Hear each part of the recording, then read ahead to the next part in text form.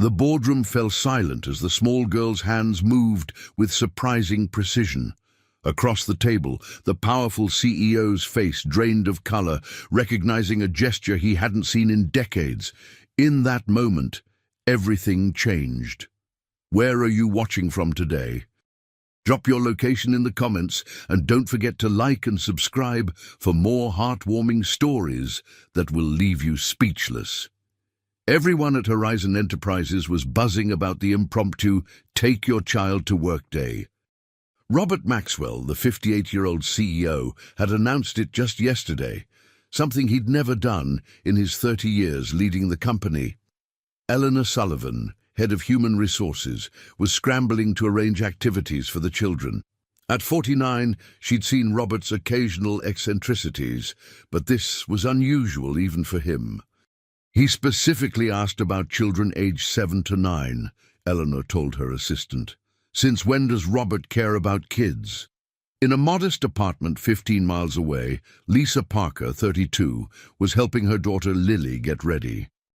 At 8 years old, Lily had never set foot in the towering glass headquarters where her mother had once worked as an executive assistant, before the accident that had taken both Lisa's job and Lily's hearing. "Remember what I taught you," Lisa signed to her daughter, her movements deliberate and precise. "If you see him, if you see Mr. Maxwell, you make this sign." Her hands formed a pattern that wasn't standard American Sign Language. Lily nodded, her bright blue eyes, so like her father's, focused intently on her mother's hands. She repeated the sign perfectly. "Only if you see him alone," Lisa emphasized. "No one else can see." 5 years had passed since Lisa had worked at Horizon. 5 years since she'd been fired while in the hospital with Lily after the car crash. 5 years of struggling to make ends meet as a single mother with a special needs child. Lisa hesitated, wondering if she was doing the right thing, using her daughter like this. But what choice did she have? The medical bills were mounting, and the eviction notice wasn't going to disappear on its own. "Ready?" She signed. Lily nodded, adjusting her hearing aids. Though profoundly deaf, the devices helped her sense some sounds. Vibrations more than actual hearing. Her teacher at the school for the deaf had told Lisa that Lily was exceptionally gifted at reading lips and facial expressions. As they boarded the bus to downtown, Lisa couldn't help but think of David, her late husband. What would he think of what she was about to do? Robert Maxwell stood at the floor-to-ceiling windows of his penthouse office, watching as employees' cars pulled into the parking lot. Many had children in tow, all because of his impulsive announcement. His assistant, Caroline, entered with his morning coffee.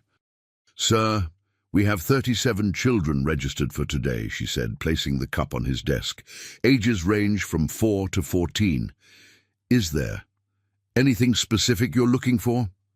Robert turned, his face unreadable. At 58, he had achieved everything he'd ever wanted professionally. Horizon Enterprises had grown from a small tech startup to a Fortune 500 company under his leadership. His personal fortune was estimated at over $3 billion. And yet, "Just make sure I meet each child," he said, "especially those between 7 and 9. Caroline nodded, though her curiosity was evident. In 15 years working for Robert, she'd never seen him show interest in children. He had no kids of his own, having never married. Office rumors suggested a tragic love affair in his youth, but no one knew details. Robert dismissed her with a wave. Once alone, he opened his desk drawer and removed a faded photograph, a young woman with honey-blonde hair and striking blue eyes, laughing at the camera. He hadn't seen Madison in nearly 30 years, not since she'd walked away from him, pregnant with his child. "I should have searched harder," he whispered to the photo before tucking it away. His private investigator had found traces of Madison in Chicago about 20 years ago, but the trail had gone cold.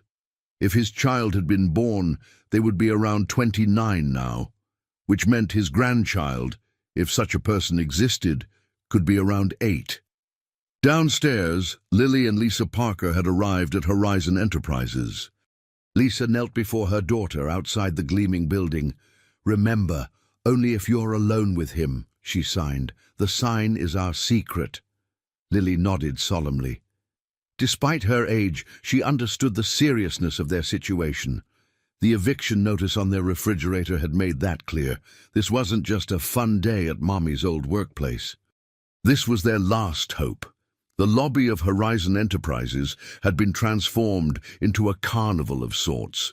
Balloons floated against the high ceiling, and activity stations dotted the normally austere space. Eleanor Sullivan was directing staff members with clipboard efficiency. "The robotics demonstration is at 10, the ice cream social at 11:30, she announced. "Mr. Maxwell will greet families individually starting at 9. Lisa Parker kept a tight hold on Lily's hand as they checked in. The security guard squinted at Lisa's name badge. "Parker, I don't see you on the employee list," he said suspiciously. Lisa's heart raced. "I'm a former employee. I worked as Mr. Maxwell's executive assistant 5 years ago." The guard's expression changed to recognition. "Oh, right. You're the one who—" He stopped himself. "Well, nice to see you back. And who's this little one?" "My daughter, Lily. She's deaf, but she reads lips well." Lily smiled on cue, having watched her mother's mouth form the familiar explanation she'd seen countless times. The guard waved them through, and Lisa exhaled. The hardest part would be getting close to Robert. He'd surely have handlers keeping people at a distance. Across the room, Robert was making his entrance, flanked by Caroline and 2 security personnel. His eyes scanned the children, methodically assessing each one. Lisa pulled Lily behind a display board. "That's him," she signed to her daughter. "The tall man in the blue suit. Remember the special sign?" Lily nodded, peering around the board at the intimidating figure. She'd never seen her mother so nervous. What Lisa hadn't told Lily was the truth about her father. David Parker hadn't been her biological father, though he'd raised her since she was 2. Lily's real father was the man now moving through the crowd, shaking tiny hands with a forced smile. Robert Maxwell had never known about Lily. Madison, Lisa's older sister, had never told him she was pregnant before breaking off their engagement. When Madison died in childbirth, Lisa and David had raised Lily as their own. But now, with David gone, medical bills crushing her, and an eviction looming, Lisa had made the hardest decision of her life: to reveal to Robert Maxwell that he had a granddaughter. The secret sign Lily had memorized wasn't just random. It was a gesture Madison and Robert had created during their relationship, their own private "I love you." If anything would convince him, that would. The morning progressed with Robert mechanically greeting each family. His eyes betrayed his growing disappointment as child after child failed to show any resemblance to Madison. "Perhaps this was foolish," he murmured to Caroline after meeting a particularly rambunctious 7-year-old boy. "Sir, there are still several families waiting," Caroline replied, "including a former employee, Lisa Parker." Robert frowned. "Parker? The name isn't familiar." "She was your assistant briefly, about 5 years ago, left after an accident." Caroline checked her tablet. "Her personnel file says she has a daughter who would be 8 now." Interest flickered in Robert's eyes. "Arrange for me to meet them privately. Use my conference room." Across the lobby, Lisa was growing anxious. Robert had been meeting families in the open area, but now his assistant was directing him toward the elevators. "Change of plans," Lisa signed to Lily. "We need to get his attention now." She guided Lily through the crowd, approaching one of the staff members. "Excuse me, we were told Mr. Maxwell wanted to meet all the children. We haven't had our turn yet." The young man consulted his list. "Parker?" "Yes, Mr. Maxwell has requested a private meeting. Please follow me to the conference room on the 30th floor." Lisa's heart leapt. A private meeting? Had he recognized her name? Did he suspect something? The elevator ride was silent. Lisa squeezed Lily's hand, offering reassurance she didn't feel. The young staff member attempted small talk. "Your daughter is very pretty. Those blue eyes are striking." Lisa nodded tightly. Madison's eyes, Robert's eyes. The conference room was intimidating.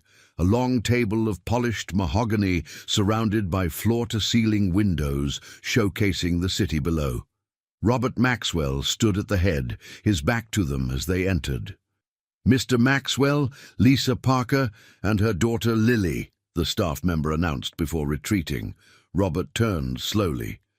His gaze passed over Lisa without recognition, then landed on Lily. For a moment, something flickered in his expression, a recognition of the familiar blue eyes, but it was quickly suppressed. "Thank you for coming, Ms. Parker. I understand you used to work here." Lisa nodded. "Yes, sir.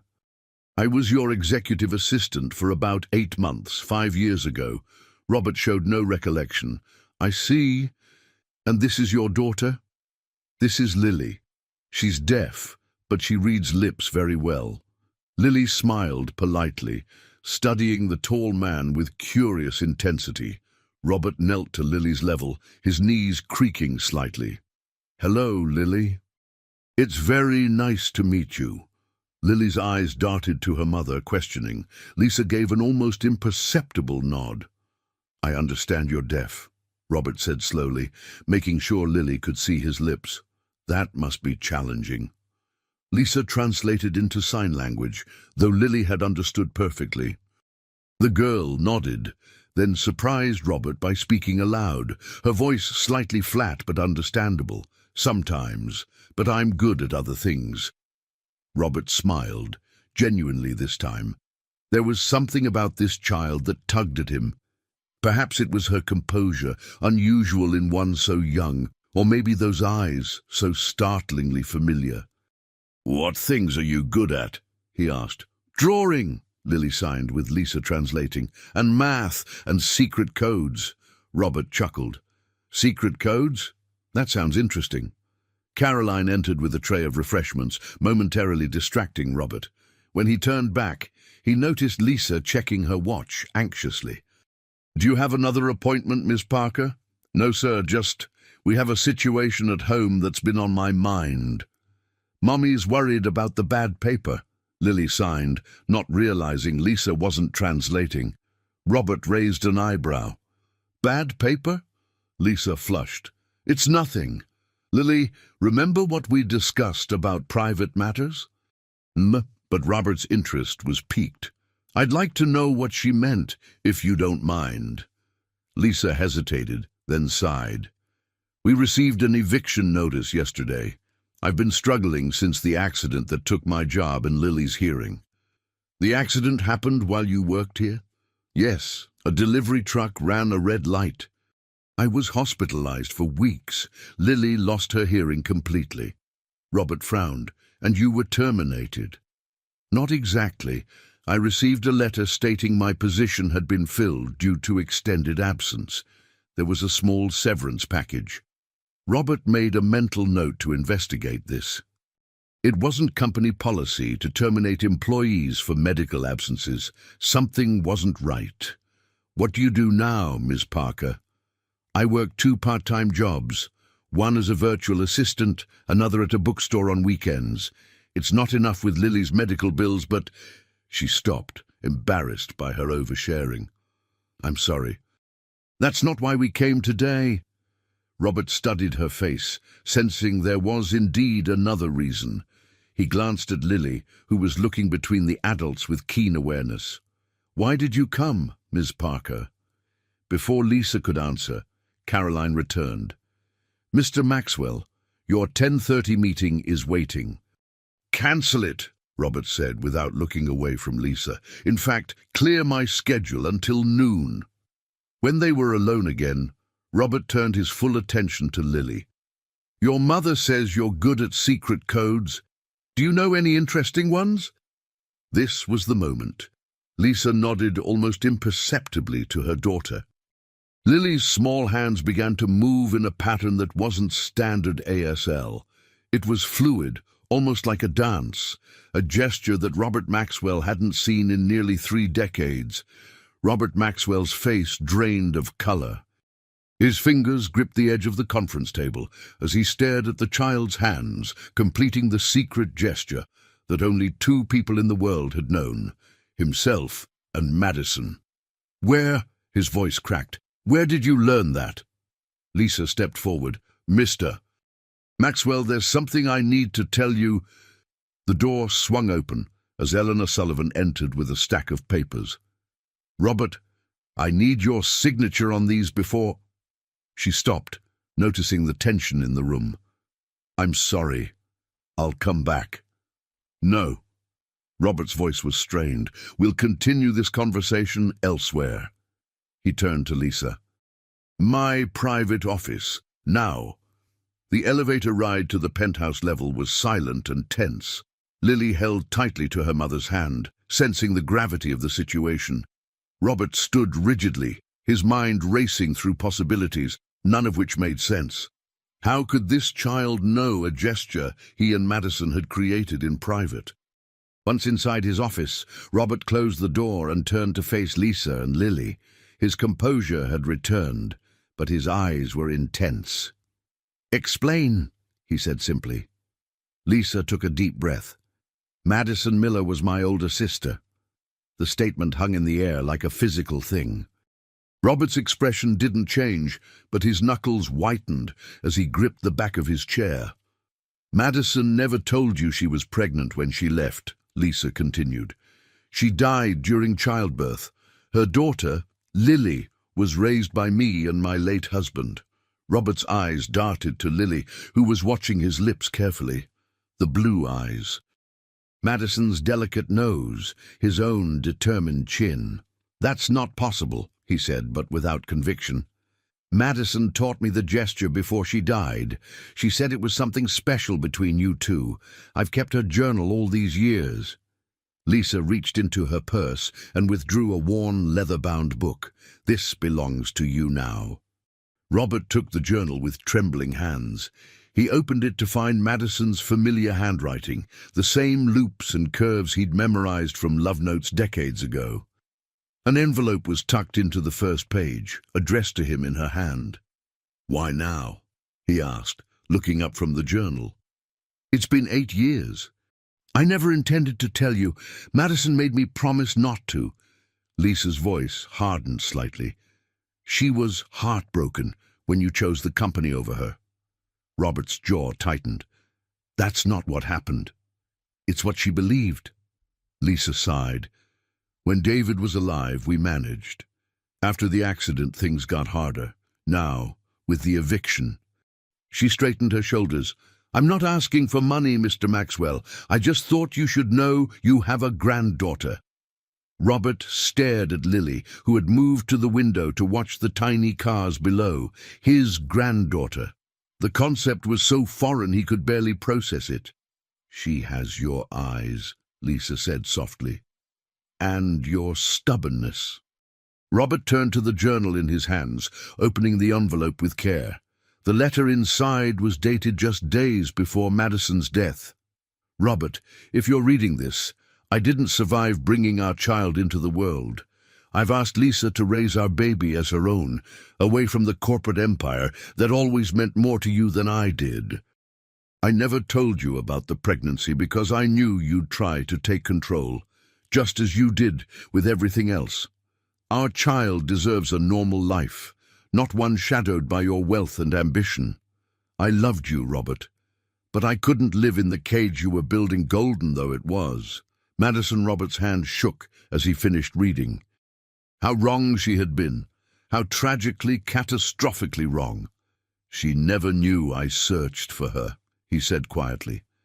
"For years, I had investigators trying to find her. When I finally located her in Chicago, she had already died."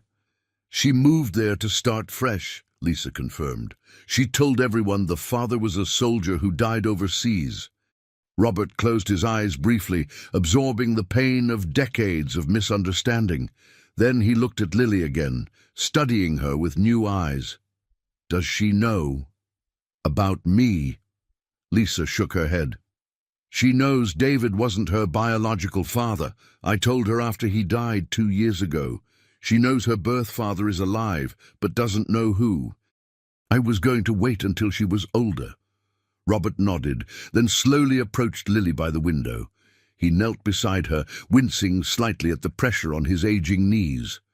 "You have your mother's eyes," he signed carefully, the movements rusty from disuse. Lily's eyes widened in surprise. "You know sign language," she signed back. "A little. I learned a long time ago." Robert hadn't used ASL since college, when he'd taken courses while dating a deaf classmate before meeting Madison. Lisa watched in astonishment as Lily and Robert communicated in sign language. She hadn't known he could sign. "Why did you learn?" Lily asked. Robert's answer was simple: for someone special, long ago. Lisa approached them.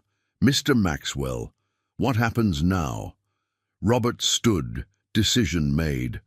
"First, you'll both move into my guest house until we find you a proper home. Second, I want to know everything about Lily, her medical needs, her education, her interests. Third," he turned to face Lisa fully, "I want a DNA test, not because I doubt you, but because I'll need it to make Lily my legal heir." The word heir hung in the air between them. "That's not why we came," Lisa protested. "I know," Robert said, "but it's what Madison would have wanted once she knew the truth." 3 weeks later, Lisa stood in the kitchen of Robert's guest house, a modest 5-bedroom home on his estate in Greenwich, Connecticut. The gleaming countertops and high-end appliances still felt surreal after years of struggle in their tiny apartment. The DNA results had arrived yesterday, confirming what they already knew. Robert was Lily's biological grandfather. Since then, Robert had been closeted with lawyers, making arrangements Lisa could only guess at. Through the window, she could see Lily and Robert in the garden. He was teaching her to play chess on a stone table, his hands moving in sign language as he explained the rules. The sight still startled Lisa, seeing the formidable Robert Maxwell so gentle with her daughter. Her phone buzzed with a text from Eleanor Sullivan. "Meeting set for tomorrow, 10 a.m. at Horizon. 10 a.m. at..." Since discovering the truth about Lily, Robert had been investigating what had happened after Lisa's accident. Eleanor had been helping him piece together the events that had led to Lisa's termination. The doorbell rang, interrupting her thoughts. Lisa opened the door to find Caroline, Robert's assistant, holding a large envelope. "Mr. Maxwell asked me to deliver this to you personally," Caroline said, her expression unreadable. "He said you should review it before tomorrow's meeting." Inside the envelope, Lisa found legal documents, lots of them. The first was a trust fund established for Lily, with assets valued at $20 million. The second was a deed to a house in Westport, Connecticut, in both Lisa and Lily's names. The third was an employment contract, offering Lisa the position of Family Trust Administrator at Horizon Enterprises, with a salary that made her dizzy. The final document was a letter of apology, signed by Thomas Brennan, the company's former chief operating officer. It detailed how he had terminated Lisa without Robert's knowledge during Robert's extended business trip to Asia. As Lisa processed this information, the back door opened. Lily ran in, signing excitedly about beating Robert at chess. Robert followed, a bemused expression on his face. "She's a natural strategist," he said to Lisa. "Beat me in 12 moves. Lisa held up the envelope. "What is all this?" Robert's expression turned serious. "What should have been done years ago? Tomorrow, we confront Brennan about his unauthorized actions regarding your employment.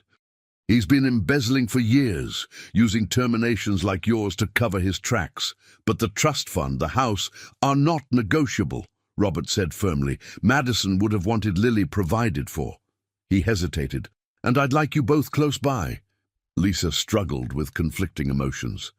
Pride urged her to refuse his generosity, Practicality reminded her of Lily's ongoing medical needs and educational requirements. "I can't just accept all this," she said finally. Robert studied her for a moment. Madison was the same way, fiercely independent. He smiled sadly. "But this isn't charity, Lisa. It's family." He looked at Lily, who was watching their lips carefully. "I've lost 30 years I can never get back. Let me do this." Before Lisa could respond, Robert's security chief appeared at the door, his expression grave. "Sir, there's been a development. Thomas Brennan is attempting to access the company's servers remotely. AT is blocking him, but he's trying to delete files." Robert's demeanor changed instantly. The gentle grandfather replaced by the ruthless CEO. "Lock down everything. Call the authorities." He turned to Lisa. "I need to handle this. We'll continue our discussion later." As he left, Lisa realized how quickly their lives had changed, and how fragile this new reality might be if Thomas Brennan was desperate enough to commit cybercrimes to cover his tracks. The Horizon Enterprises boardroom felt cavernous as Lisa sat beside Robert, facing Thomas Brennan and his lawyer across the polished table. Eleanor Sullivan and the company's legal team flanked them, along with two serious-looking FBI agents. Lily was safe at the estate with Robert's trusted housekeeper, Mrs. Chen. Lisa had wanted to keep her away from this confrontation. Thomas Brennan, 61, looked considerably older than when Lisa had last seen him 5 years ago. His once imposing presence had diminished, shoulders hunched beneath his expensive suit. "The evidence is incontrovertible, Tom," Robert was saying, his voice cold. 5 years of falsified terminations, diverted severance packages, shell companies receiving Horizon funds. He pushed a folder across the table, including Ms. Parker's wrongful termination while I was in Beijing. Brennan's lawyer examined the documents, his expression growing increasingly concerned. "We'll need a moment," he said finally. "You have 5 minutes," one of the FBI agents responded. "Then we continue with or without your input." As Brennan and his lawyer conferred in whispers, Eleanor leaned toward Lisa. "We've identified 17 employees terminated under similar circumstances," she murmured, "all while Robert was traveling, all with reduced severance, the difference funneled to Brennan's accounts." Lisa nodded, still processing the magnitude of the betrayal. Brennan had been Robert's right hand for over 20 years, trusted implicitly. When Brennan returned to the table, he looked defeated. "Robert, this isn't what it appears." "Save it for your arraignment," Robert cut him off. "What I want to know is why. You were well compensated, respected, practically family." Brennan laughed bitterly. "Family? You don't know the meaning of the word. 30 years I gave you, and you still treated me like an employee." "You were an employee," Robert replied evenly. "Who covered for you when you were chasing Madison?" Brennan's composure cracked. "Who built this company while you spent 2 years in a depression after she left?" Robert's jaw tightened, but he remained silent. "I deserved more," Brennan continued, his voice breaking. "A partnership, recognition. Instead, you kept everything for yourself. No wife, no children, no heir. Just your precious company that would die with you." Lisa watched Robert's expression shift subtly at the mention of an heir. Brennan didn't know about Lily yet. "So you decided to help yourself to what you deserved," Robert said quietly. "What else was I supposed to do?" Brennan demanded. "Wait for scraps in your will?" The FBI agents moved forward. "Thomas Brennan, you're under arrest for wire fraud, embezzlement, and computer crimes." As they led Brennan away, he turned back to Robert. "You'll die alone, Robert, surrounded by your billions and nothing else." When the room had cleared except for Robert, Lisa, and Eleanor, Robert finally spoke. "He's wrong, you know, about dying alone." He looked at Lisa. "Thanks to you." Eleanor glanced between them, puzzled. "Eleanor," Robert said, What I'm about to tell you remains absolutely confidential until I make a formal announcement." He proceeded to explain about Madison, Lily, and the DNA confirmation. Eleanor's professional composure slipped only once when her eyes widened at the revelation of an heir to the Maxwell fortune. "This changes succession planning considerably," she said when Robert had finished. "The board will need to be informed eventually." "All in due time," Robert agreed. "For now, I need you to expedite Lisa's employment contract and coordinate with security to update her clearances. She'll be working directly with me on the family trust." After Eleanor left, Lisa turned to Robert. "You don't have to do all this. The trust fund and house are more than generous." Robert's expression softened. "Lisa, for 30 years I've built an empire with no one to leave it to. Now I find I have a granddaughter, Madison's child. Can you understand what that means to me?" Lisa nodded slowly. "But Lily's just 8. She doesn't need the pressure of being your heir." "Of course not. That's why you'll help me. We'll create a childhood for her that balances normalcy with preparation for what may come later." He hesitated. "If that's what you both want." 6 months had transformed their lives completely. Lisa and Lily had moved into the Westport house, a beautiful colonial, just 10 minutes from Robert's estate. Lily had transferred to a prestigious school for the deaf with an innovative mainstream program where she was thriving academically and making friends. Lisa had settled into her role at Horizon, working 3 days a week, managing Lily's trust and learning about Robert's vast business holdings. The other 2 days, she continued her education, pursuing a business degree Robert had insisted on financing. It was Friday afternoon, and Lisa was reviewing trust documents in Robert's home office when she heard the front door open. Robert and Lily had gone sailing, another passion they discovered they shared. "We caught a fish!" Lily's voice rang out, her excitement making her volume control less precise.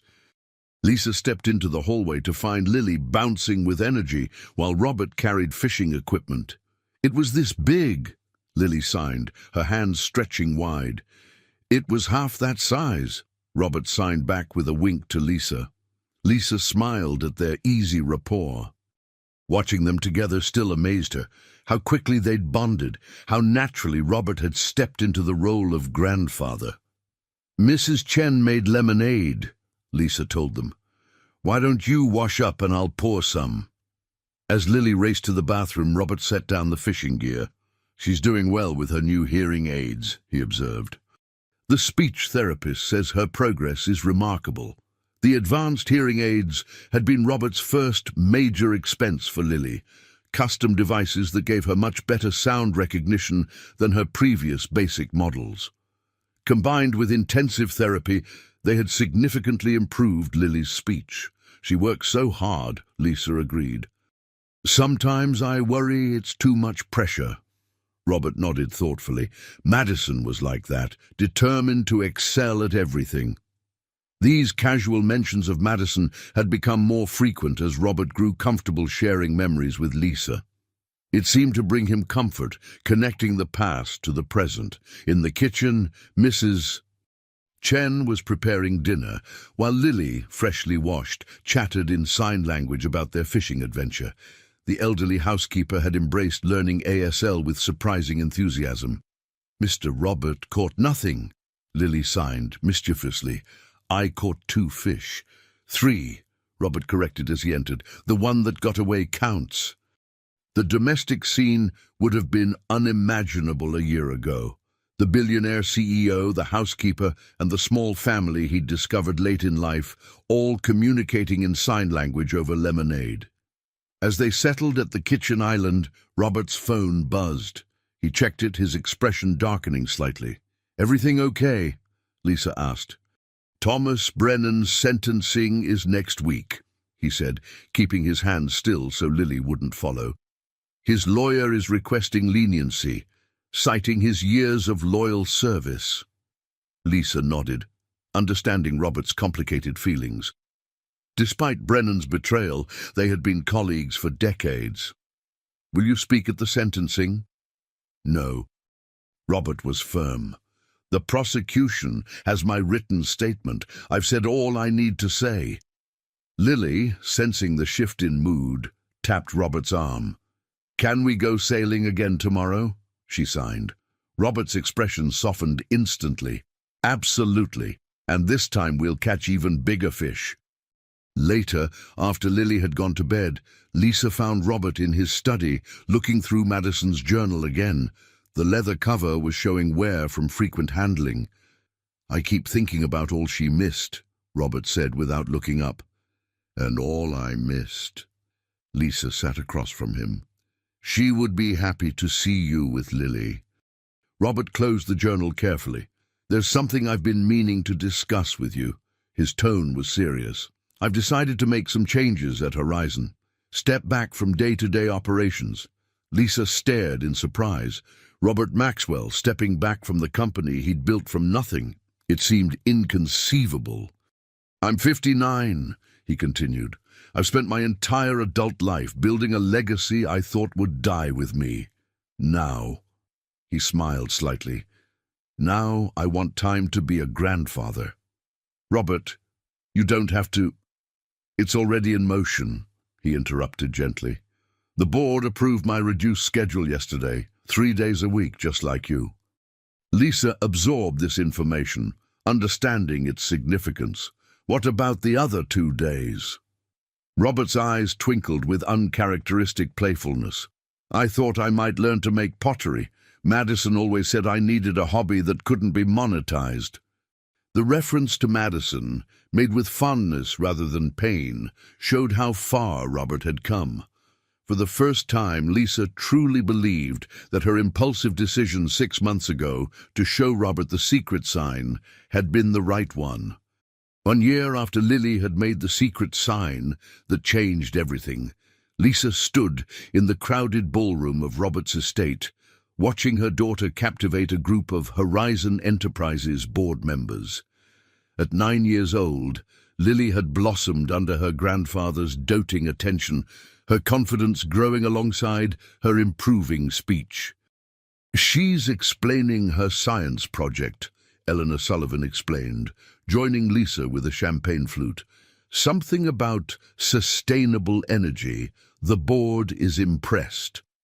Lisa smiled, still not entirely comfortable at these corporate gatherings, despite having attended several over the past year. Robert's been working with her on it for weeks.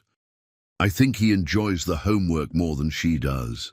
Eleanor laughed. He's a different man since you two came into his life, happier, more patient. She lowered her voice.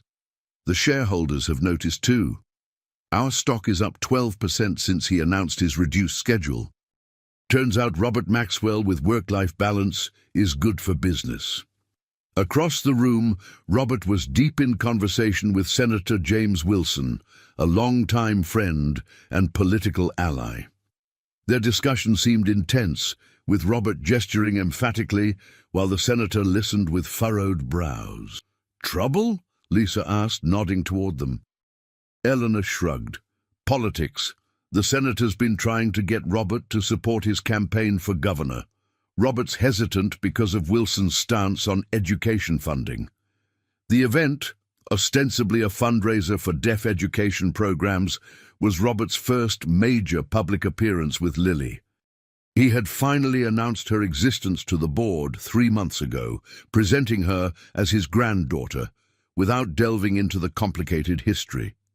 The business world had been buzzing ever since about the mysterious heir to the Maxwell fortune. Lisa was still adjusting to the scrutiny.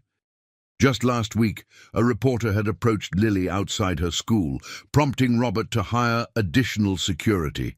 The transition from anonymity to wealth hadn't been seamless, despite Robert's best efforts to shield them. Ms. Parker, a tall man in an impeccable suit, approached. Michael Brennan, I believe you knew my father. Lisa tensed, recognizing Thomas Brennan's son, a successful attorney she'd met briefly during her time as Robert's assistant. Mr. Brennan? Yes, I did. Michael's expression was carefully neutral. I've wanted to speak with you since my father's sentencing, to apologize for how he treated you. Thomas Brennan had received 8 years for his crimes, a sentence that could have been longer without Robert's surprising recommendation for leniency. That's not necessary, Lisa said. Your father's actions aren't your responsibility. Perhaps not. But his fall from grace has affected our entire family. Michael's gaze shifted to Lily across the room. Just as certain revelations have affected yours. Something in his tone made Lisa uneasy. What do you mean by that? Michael smiled thinly. Only that life can change dramatically in unexpected ways. One day you're an ordinary single mother, the next you're managing a multi-million-dollar trust. He raised his glass slightly. Quite the fairy tale.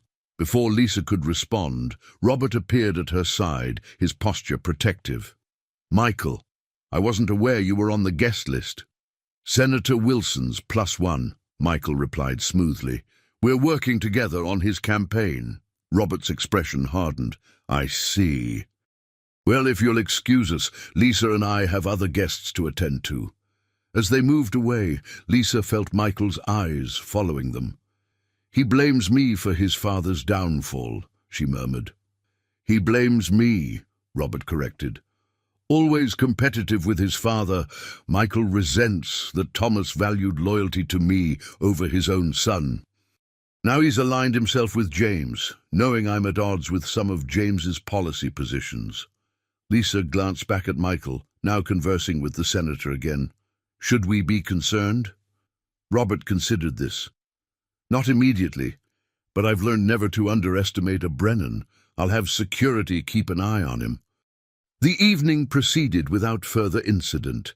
As guests began to depart around 11, Lily approached Lisa, trying unsuccessfully to stifle a yawn. Ready for bed, sweetheart? Lisa signed. Lily nodded, then looked around. Where's Grandpa? I want to say good night. Lisa scanned the thinning crowd, but didn't see Robert. He might be in his study. Let's check there. They found the study door ajar, Robert's voice drifting out. He was on the phone, his tone uncharacteristically agitated. You're certain? Yes, I understand the implications. No, don't approach her yet. I need to handle this myself. He ended the call as Lisa knocked lightly on the doorframe. Robert turned, composing his features quickly, but not before Lisa caught the worry in his eyes. Is everything okay? She asked. Just business, Robert said, though his smile didn't reach his eyes. He knelt to Lily's level. Did you enjoy the party, little fish? Lily nodded enthusiastically. Doctor, Reyes from the board said my project could help real companies someday.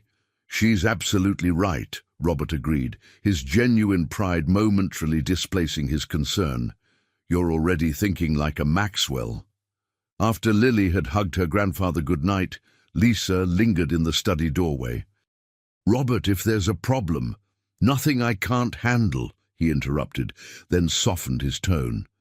Really, Lisa, it's just some old business resurfacing.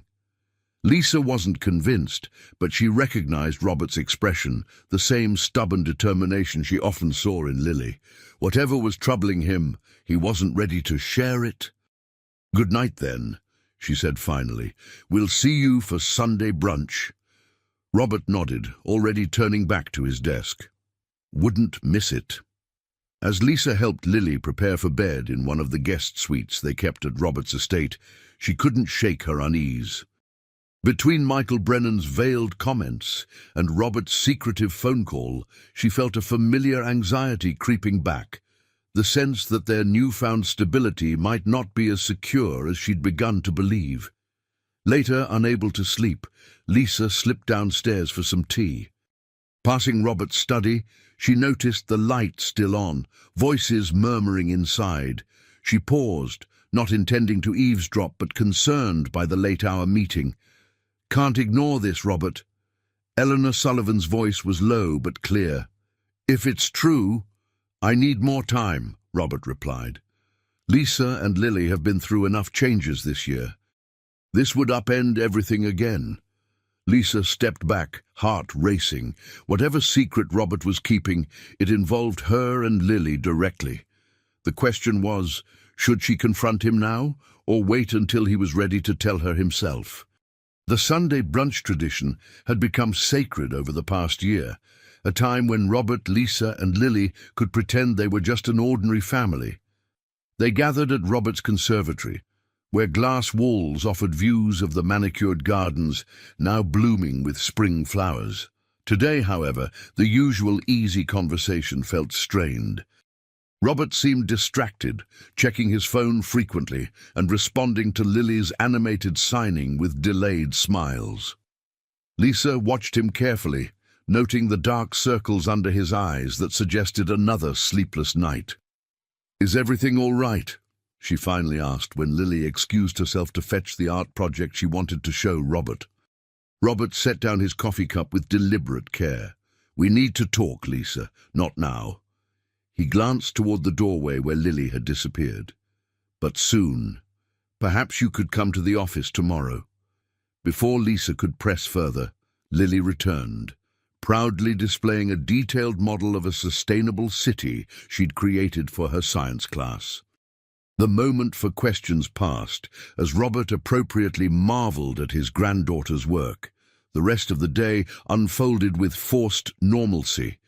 A walk through the gardens, a chess match between Robert and Lily, which Lily won to Robert's theatrical dismay, an early dinner prepared by Mrs. Chen.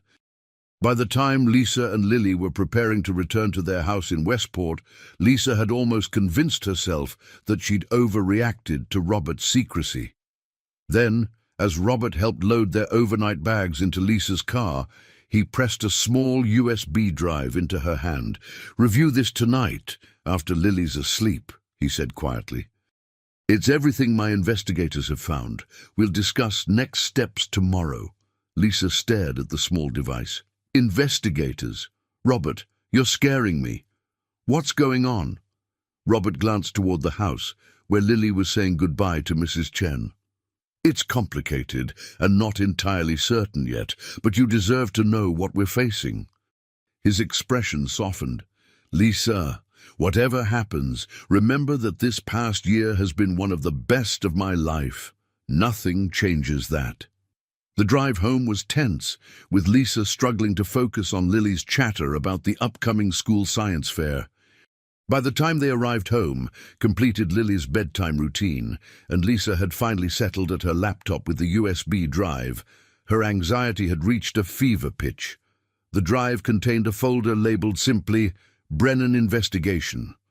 Inside were dozens of files, financial records, emails, photographs, and a single video file. Lisa opened the video first. The footage showed a hospital room, date stamped almost 10 years ago. A woman lay in the bed, clearly in the late stages of pregnancy. Despite the poor quality, Lisa recognized her immediately. Madison. Her sister looked exhausted, but determined as she spoke to someone off camera. "I need you to promise me," Madison was saying. "If anything happens, take her far away from Robert. He can never know about her." The camera shifted to reveal a younger Thomas Brennan sitting beside the bed, holding Madison's hand. "I promise," he said. "But Madison, are you sure? Robert would provide for you both." Madison shook her head vehemently. "He'd control us both. You know what he's like. Everything and everyone becomes an asset to be managed. My child deserves better." Lisa paused the video, her hands shaking. Thomas Brennan had known Madison, had known about Lily. This contradicted everything she understood about the situation. She opened another file, a report from Robert's private investigator. It detailed a long-term affair between Madison and Thomas Brennan that had begun shortly after Madison's engagement to Robert. The affair had continued in secret after Madison left Robert, with Brennan providing financial support through hidden accounts. Most disturbing was the investigator's conclusion. DNA comparison between subject LP and samples obtained from T. Brennan show a 97% probability of paternal relation. Lisa read the line 3 times, unable to process its implication. Thomas Brennan was Lily's biological father, not Robert. She opened more files, piecing together a narrative that shattered everything she thought she knew. Madison had been involved with both men simultaneously. When she discovered her pregnancy, she couldn't be certain of the father, but feared Robert's controlling nature enough to flee. Brennan had helped her disappear, maintaining secret contact throughout her pregnancy. After Madison's death during childbirth, Brennan had arranged for Lisa and David to adopt the baby, keeping his connection hidden while financially supporting them through disguised channels. Money, Lisa had always believed, came from Madison's modest savings. The most recent files detailed how Brennan's embezzlement from Horizon had increased dramatically after Lisa's accident, coinciding with Lily's growing medical needs. He had directed significant funds towards specialized care for Lily, always through intermediaries to maintain his secret. Lisa closed the laptop, overwhelmed. If this was true, Robert wasn't Lily's grandfather at all. The foundation of their new life was built on a lie. An honest mistake, but a devastating one nonetheless. Her phone buzzed with a text from Robert. "Have you reviewed the files?" Lisa stared at the message, unsure how to respond. Robert had discovered that the man he'd sent to prison was actually Lily's biological father. What did that mean for them now? For the trust fund, the house, their entire future? Before she could reply, another text arrived. "I understand if you need time. But Lisa, nothing changes how I feel about Lily, or you." Lisa set the phone down without answering. She needed to think clearly, to decide what was best for Lily before facing Robert or making any decisions. But one thought kept circling. Thomas Brennan was serving an 8-year prison sentence, unaware that Robert now knew his deepest secret, that he was the biological father of the child Robert had claimed as his bloodline. The implications were staggering. And somewhere in the back of her mind, Lisa remembered Michael Brennan's words at the fundraiser. Life can change dramatically in unexpected ways. Had he known? Was that a warning or a threat?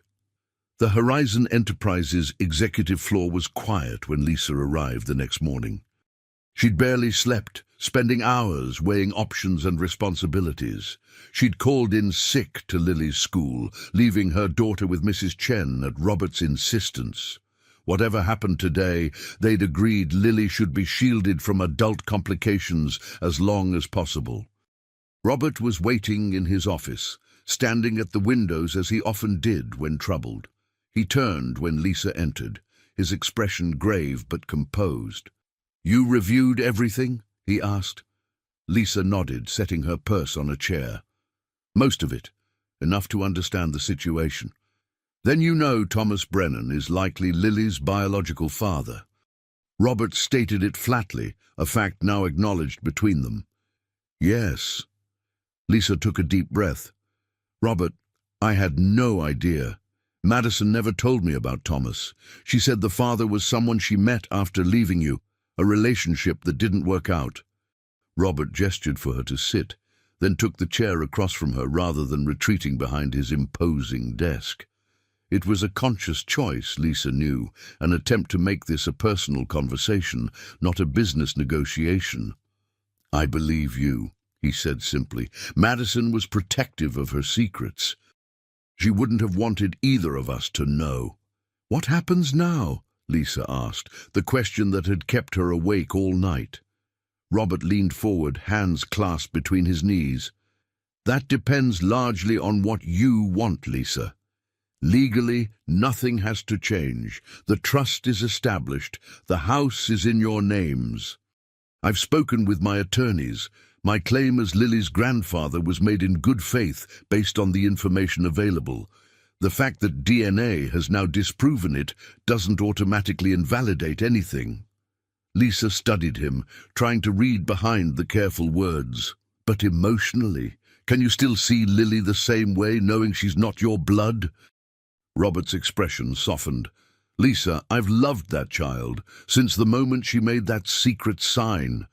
Finding out she's not biologically related to me doesn't change the past year of memories, of chess games and sailing lessons and science projects. He paused. Unless you want it to.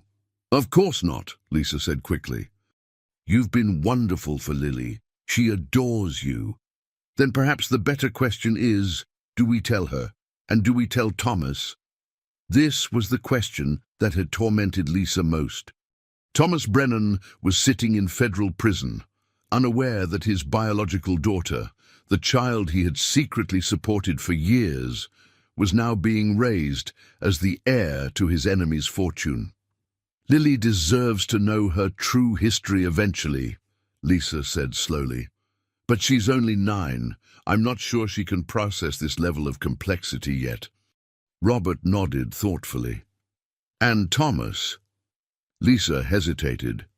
Despite everything, she couldn't help feeling that Thomas Brennan had a right to know about his daughter. He had embezzled to provide for Lily's medical needs, had kept his promise to Madison to watch over the child from a distance. His crimes were real, but his motivations were more complicated than simple greed. I think we need to talk to him, she said finally. Not immediately, but soon, to understand the full story from his perspective. Robert's jaw tightened, the only indication of his discomfort with the idea. I can arrange a meeting at the federal facility. Private, no recordings. Would you come with me? Lisa asked, surprised by her own request. I know it's asking a lot given your history with him. Of course. Robert's response was immediate. We're in this together, Lisa.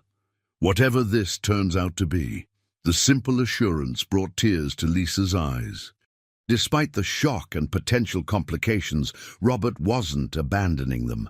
It was more than she dared hope for. There's one more thing we need to discuss, Robert said, his tone shifting slightly. Michael Brennan.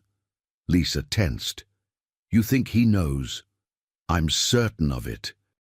The timing of his appearance at the fundraiser was too convenient, and his comments to you too pointed. My investigators found evidence that he's been receiving regular prison visits from Thomas for years. Whatever Thomas knows, Michael likely knows as well. Is he a threat to Lily? Robert considered this. Not physically, no, but legally. Potentially, if Michael decided to pursue guardianship rights on behalf of his father, it could create complications, especially with Thomas serving a prison sentence that I helped secure. The thought of a custody battle made Lisa feel physically ill. What do we do? For now, we proceed carefully. My legal team is preparing contingencies, but our strongest position is to maintain the status quo while we gather more information. Robert hesitated. There is another option, though it's not one I'm advocating for. What? We could approach Michael directly. Offer him a deal, financial compensation in exchange for signing away any claim Thomas might have to Lily. Lisa recoiled at the suggestion. We're not buying off Lily's biological family. She's not a corporate asset to be negotiated over. Robert held up a placating hand. I agree completely. That's why I mentioned it only as an option. I'm not recommending. I wanted to be fully transparent with you. Lisa calmed slightly, recognizing that Robert was trying to show her all possible paths, not pushing for any particular one. I'm sorry. I'm just overwhelmed. Understandably. Robert's voice was gentle. This is a lot to process, especially after the stability we've all enjoyed this past year. They sat in silence for a moment, both contemplating the complicated path ahead. Finally, Lisa asked the question that had been nagging at her since reviewing the files. Robert, if Thomas Brennan is Lily's biological father, and you know that now, why haven't you changed anything? The trust, the house, your relationship with Lily, you're acting as if nothing has changed. Robert's expression was thoughtful as he considered his answer. Because in the ways that matter most, nothing has changed. I still love Lily as if she were my own blood. I've come to care deeply for you as well, Lisa. The three of us have become a family this past year, an unusual one perhaps, but a real one nonetheless." He leaned forward, his voice becoming more earnest. "I spent 30 years building wealth with no one to share it with or leave it to. Then Lily came into my life, and suddenly everything had a purpose beyond the next quarter's profits. Does it matter if that purpose came from a misunderstanding about biology? Not to me." Lisa studied him, moved by his sincerity. "And if Thomas or Michael fight for custody or visitation?" "Then we'll face that together," Robert said firmly. "But Lisa, remember this, Thomas had opportunities to claim Lily openly for 9 years. He chose secrecy instead. That choice has consequences legally and morally." As she left Robert's office an hour later, Lisa felt marginally better. The ground beneath her feet still seemed unsteady, but at least she wasn't facing this crisis alone. Robert's support was unwavering, his resources extensive, and his commitment to Lily genuine, despite the revelation about her biological heritage. Still, as she drove to Robert's estate to collect Lily from Mrs. Chen, Lisa couldn't shake the feeling that they were missing something important, some piece of the puzzle that would explain why Thomas Brennan, after nearly a decade of secret support and surveillance, had suddenly embezzled such significant sums from Horizon Enterprises right after Lisa and Lily's accident. What had changed? What had frightened him enough to risk his career, his freedom, and his reputation? And most importantly, was that threat still lurking, unknown to them all? The Federal Correctional Facility in Danbury, Connecticut, was nothing like the prisons Lisa had seen in movies. The visiting area was clean and well lit, more institutional than threatening. Still, the series of security checkpoints and the hollow sound of electronically controlled doors closing behind them had set her nerves on edge. Robert walked beside her, his usual commanding presence somewhat diminished in this environment where his wealth and influence held little sway. They had come without lawyers, a decision Robert had made to keep this initial conversation unofficial. "Remember," he said quietly, as they waited in the visitor processing area, "we're just gathering information today, making no promises, no threats." Lisa nodded, clutching her purse tightly. Inside was a recent photo of Lily that she had debated bringing but ultimately couldn't leave behind. Whatever Thomas Brennan had done, if he was truly Lily's father, didn't he deserve to see how she had grown? A guard led them to a private meeting room, a concession to Robert's remaining influence rather than standard procedure. Thomas Brennan was already seated at the small table when they entered, wearing a khaki prison uniform that hung loosely on his frame.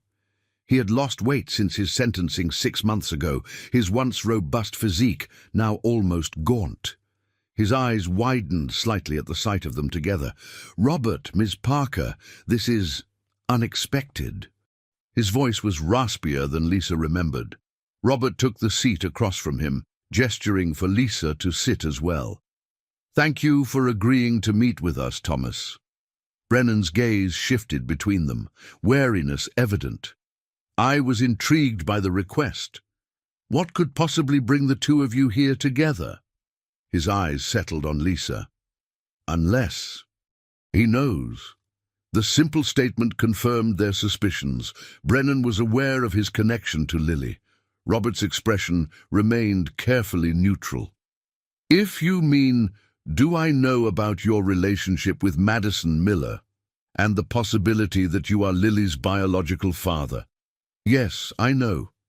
Brennan closed his eyes briefly, as if absorbing a physical blow. When he opened them again, there was resignation in his gaze. "How long have you known?" "Recently," Robert replied, "though I've suspected something was amiss since discovering the patterns in your embezzlement. You directed a significant portion of those funds towards specialized medical care for Lily after her accident. Care that, coincidentally, was delivered through facilities with connections to your brother's medical practice." Brennan didn't deny it. She needed the best treatment available. Lisa's insurance wouldn't cover experimental therapies. So you stole from my company instead of coming to me directly. Robert's tone hardened slightly. Would you have believed me if I had claimed to be the father of Madison's child? After she left you so abruptly, after you spent years searching for her? Brennan laughed bitterly. You would have assumed I was lying to cover my own financial misconduct. Lisa intervened before Robert could respond. Mr. Brennan, I need to understand something. Madison never told me about you. She said Lily's father was someone she met after leaving Boston, someone who wasn't in the picture anymore. Brennan's expression softened as he turned to Lisa. That was the story we agreed upon. Madison was protective of our relationship.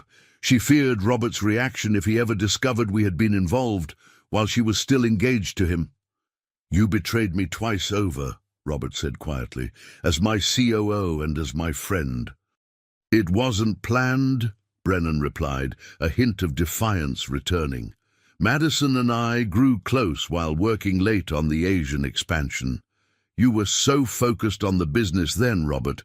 Weeks where you barely spoke to her beyond discussing dinner plans or social engagements. He leaned forward, hands flat on the table. She was brilliant, but you treated her like an accessory, a beautiful, accomplished woman you could display at functions. I actually saw her. Robert's jaw tightened, but he remained silent, allowing Brennan to continue. When she discovered she was pregnant, she panicked. She couldn't be certain which of us was the father, and she wasn't ready to be trapped in the life you were creating for her. So she left. Brennan's gaze dropped to his hands. I helped her disappear, stayed in touch. When Lily was born, and Madison didn't survive, I made arrangements for Lisa and David to adopt the baby. Provided financial support discreetly. Why keep it secret all these years? Lisa asked. After David died, after the accident, we were struggling. You knew that. You could have acknowledged Lily openly. Brennan sighed heavily. Fear, primarily. Fear of Robert's reaction.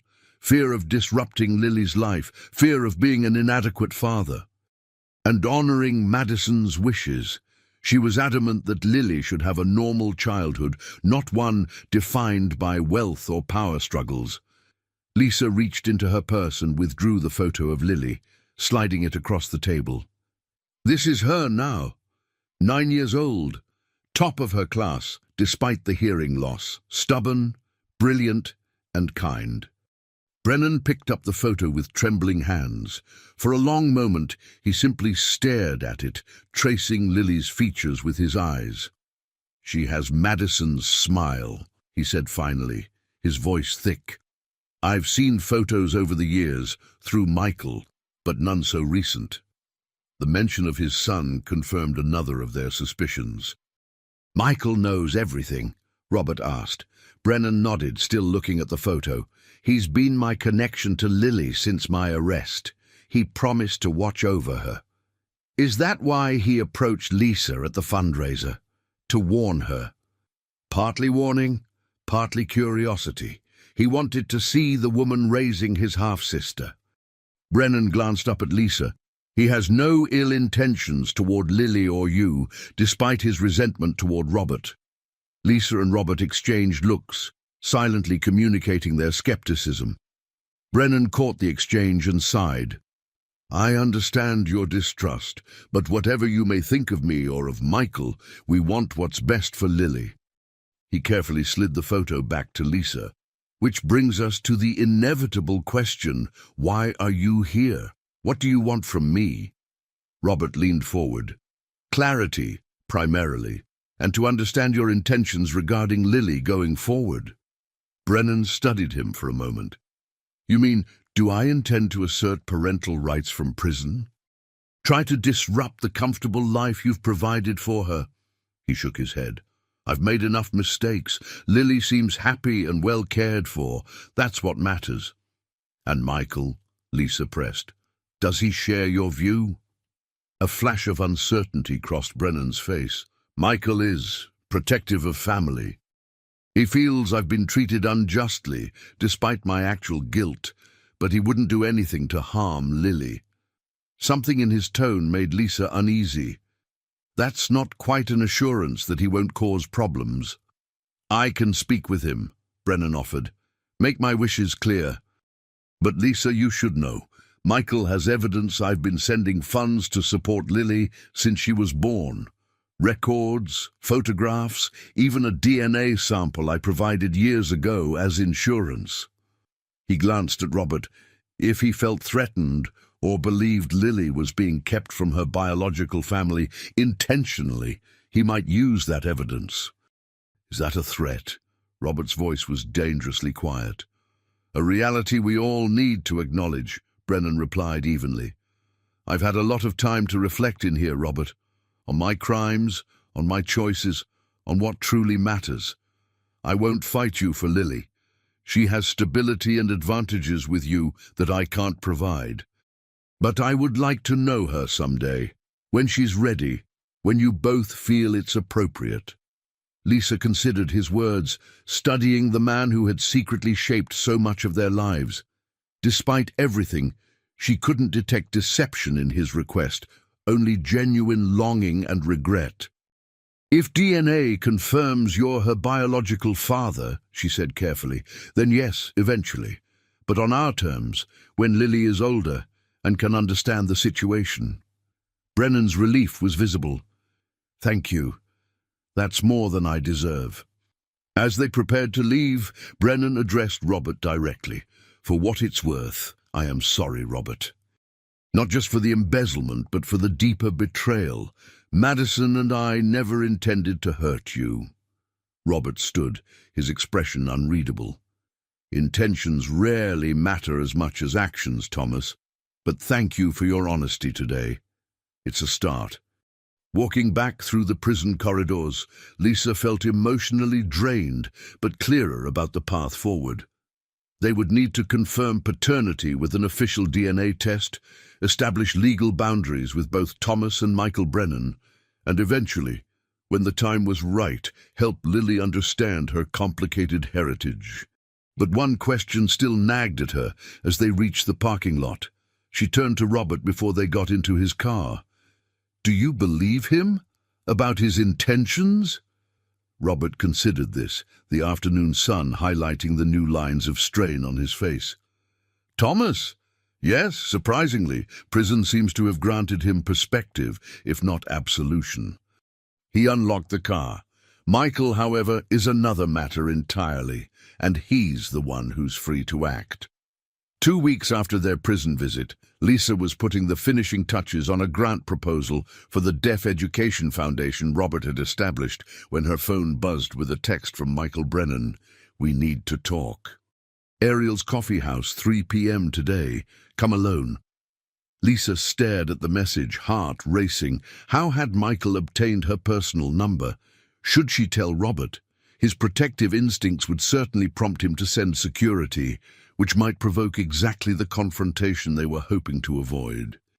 After careful consideration, she replied, I'll be there, then immediately texted Robert, meeting Michael Brennan at Ariel's Coffee at 3. Thought you should know. We'll call you after. Robert's response was immediate. Not alone. Wait for me. Lisa sighed, typing back, he specifically said, come alone. I'll be in a public place. Trust me on this. 3 dots appeared as Robert composed and deleted several responses before finally sending, security team will be nearby but not visible, non-negotiable. Text the word lighthouse if you need immediate assistance. At precisely 3 p.m., Lisa entered the busy coffee shop in downtown Greenwich. Michael Brennan was already seated at a corner table, wearing a casual button-down that couldn't quite disguise his expensive tastes. He stood as she approached. Ms. Parker, thank you for coming. His tone was polite but reserved. Lisa took the seat across from him, setting her phone on the table, screen up, where she could easily type the emergency word if needed. What did you want to discuss, Mr. Brennan? Michael slid a folder across the table. First, Evidence. DNA profiles confirming my father's paternity of Lily. Bank transfers showing his financial support since her birth. Photographs documenting his discreet presence at key moments in her life. Lisa opened the folder, her stomach clenching at the contents. There was Thomas Brennan, standing in the background at Lily's preschool graduation. Another photo showed him sitting 3 rows back at a school play when Lily was 7, moments Lisa had no idea he'd witnessed. "Why show me this?" she asked, closing the folder. "Because you need to understand that my father has been a constant presence in Lily's life, even if she didn't know it." Michael's expression softened slightly. He loved her mother. He has loved Lily from a distance for 9 years, and now he's in prison, while a man who is not her blood relation claims her as his heir. "Robert believed Lily was his granddaughter in good faith," Lisa said firmly. "When evidence suggested otherwise, he didn't withdraw his support or affection." "Noble," Michael acknowledged with a slight nod, "but it doesn't change biological reality. My father is Lily's biological parent. That carries legal weight, despite his current housing situation." "Is this a custody threat?" Lisa kept her voice steady despite her racing heart. Michael leaned back, studying her. "Not necessarily. My father made his wishes clear during your visit. He doesn't want to disrupt Lily's life." He paused. "I, however, believe she deserves to know her true heritage, her biological family, before she's completely absorbed into the Maxwell mythology." "She's 9 years old," Lisa countered. "Too young to understand such complicated adult relationships. Children understand more than we give them credit for, especially gifted ones like Lily." Michael sipped his coffee. "But I didn't ask you here to debate child development. I have a proposal." "I'm listening." "My father will serve at least 5 more years, assuming good behavior.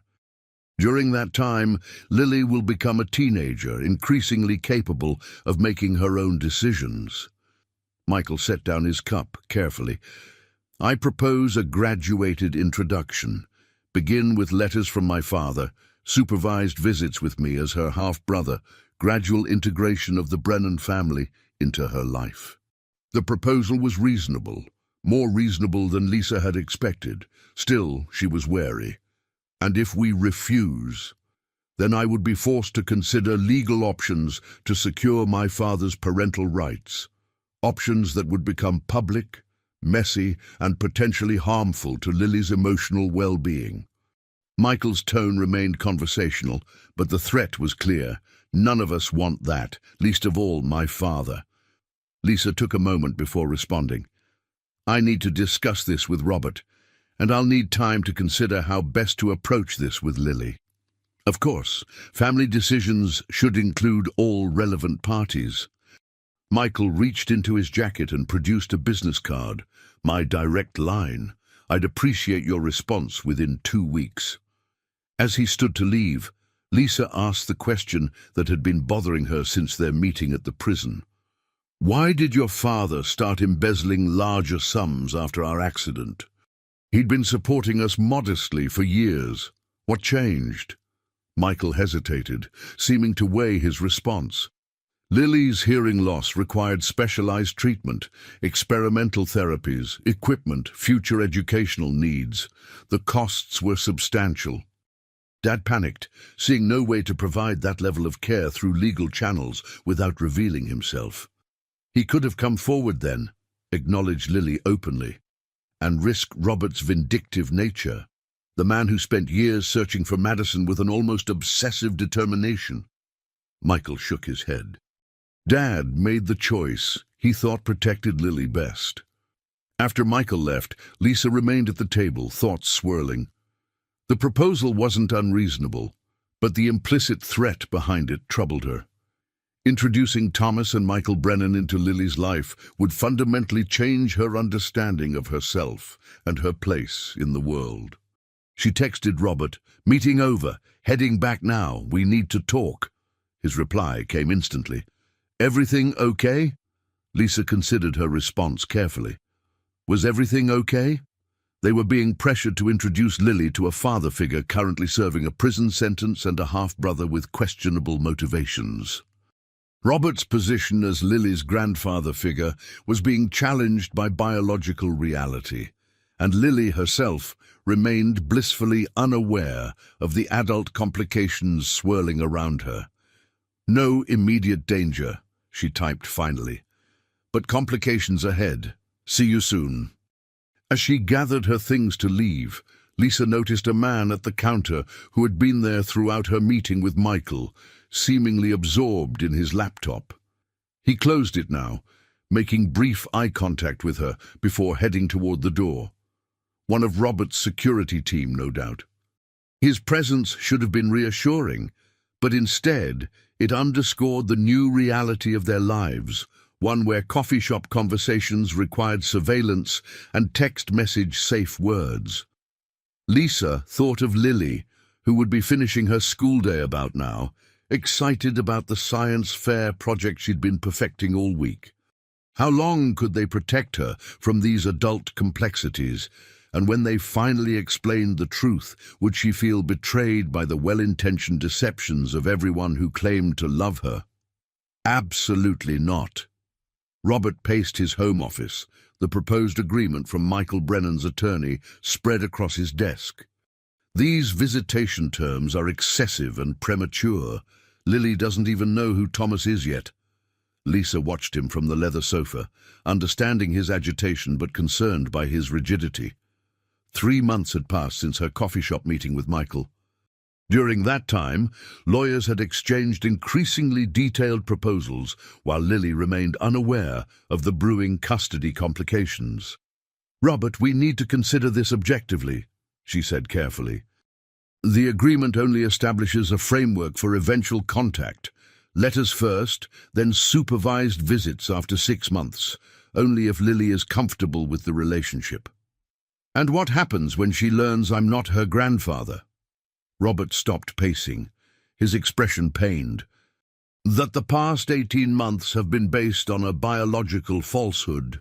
Lisa stood, approaching him with gentle determination. "You'll still be the man who taught her to play chess and sail, who attends every science fair and school performance, who reads with her every night you're together. Biology isn't what makes you family, Robert." He sighed, the fight leaving him momentarily.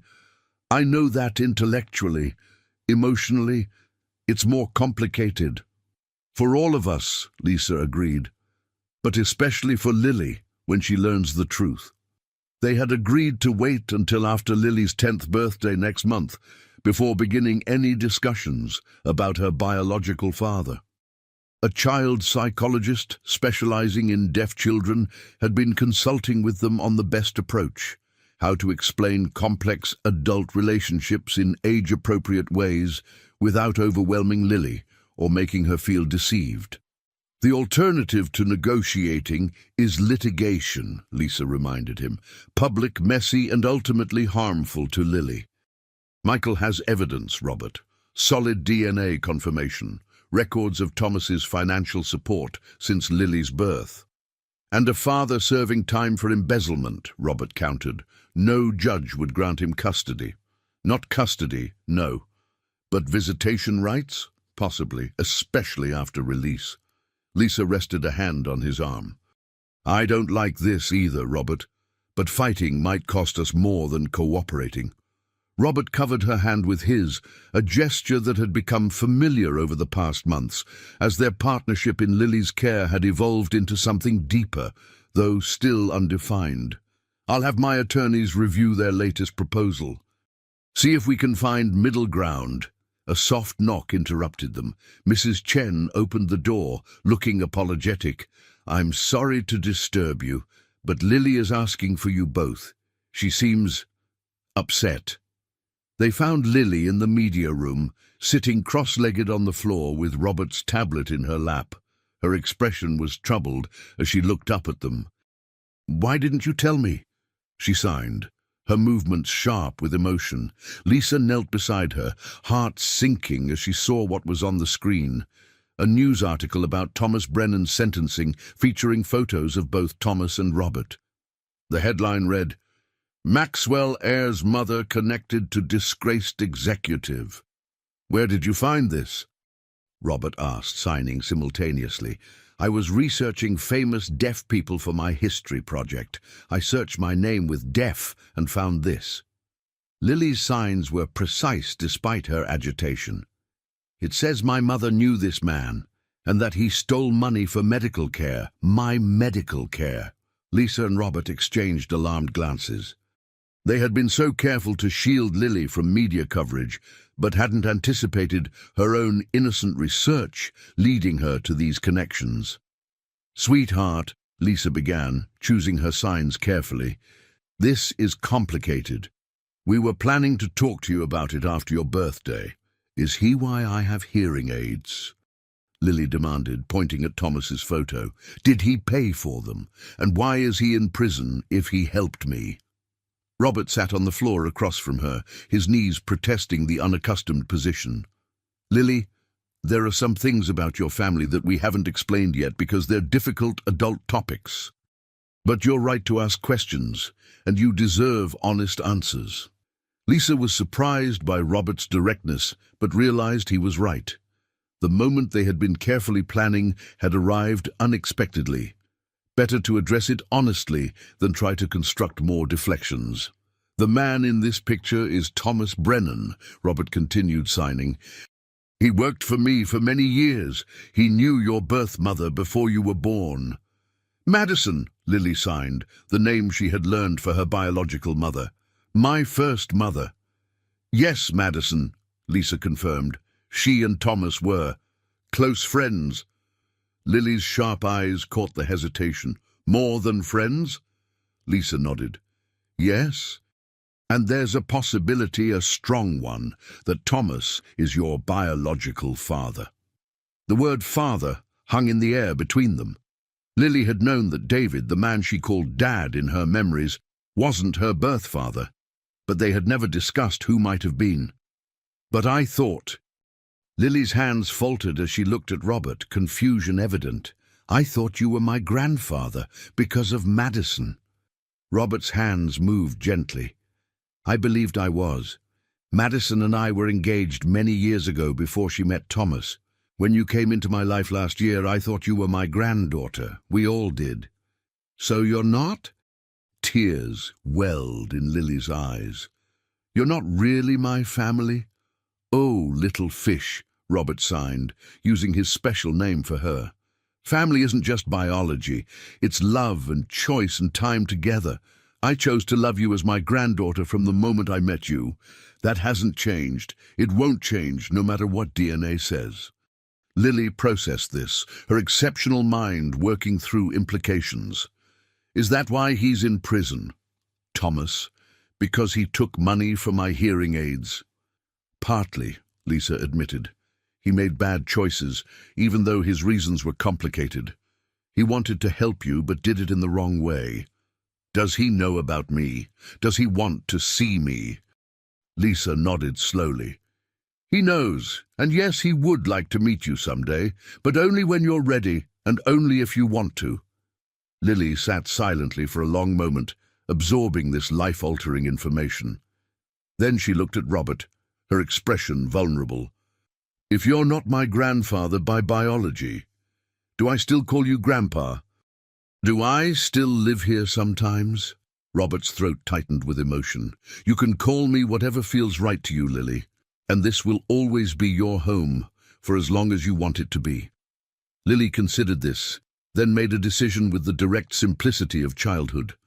She moved to Robert, climbing into his lap as she had countless times before, and wrapped her arms around his neck.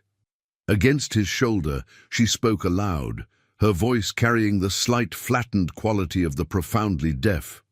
"You're still my grandpa. Biology doesn't matter."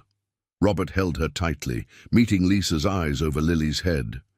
In that shared glance was the recognition that while this moment had come sooner than they'd planned, perhaps it had come exactly when it needed to.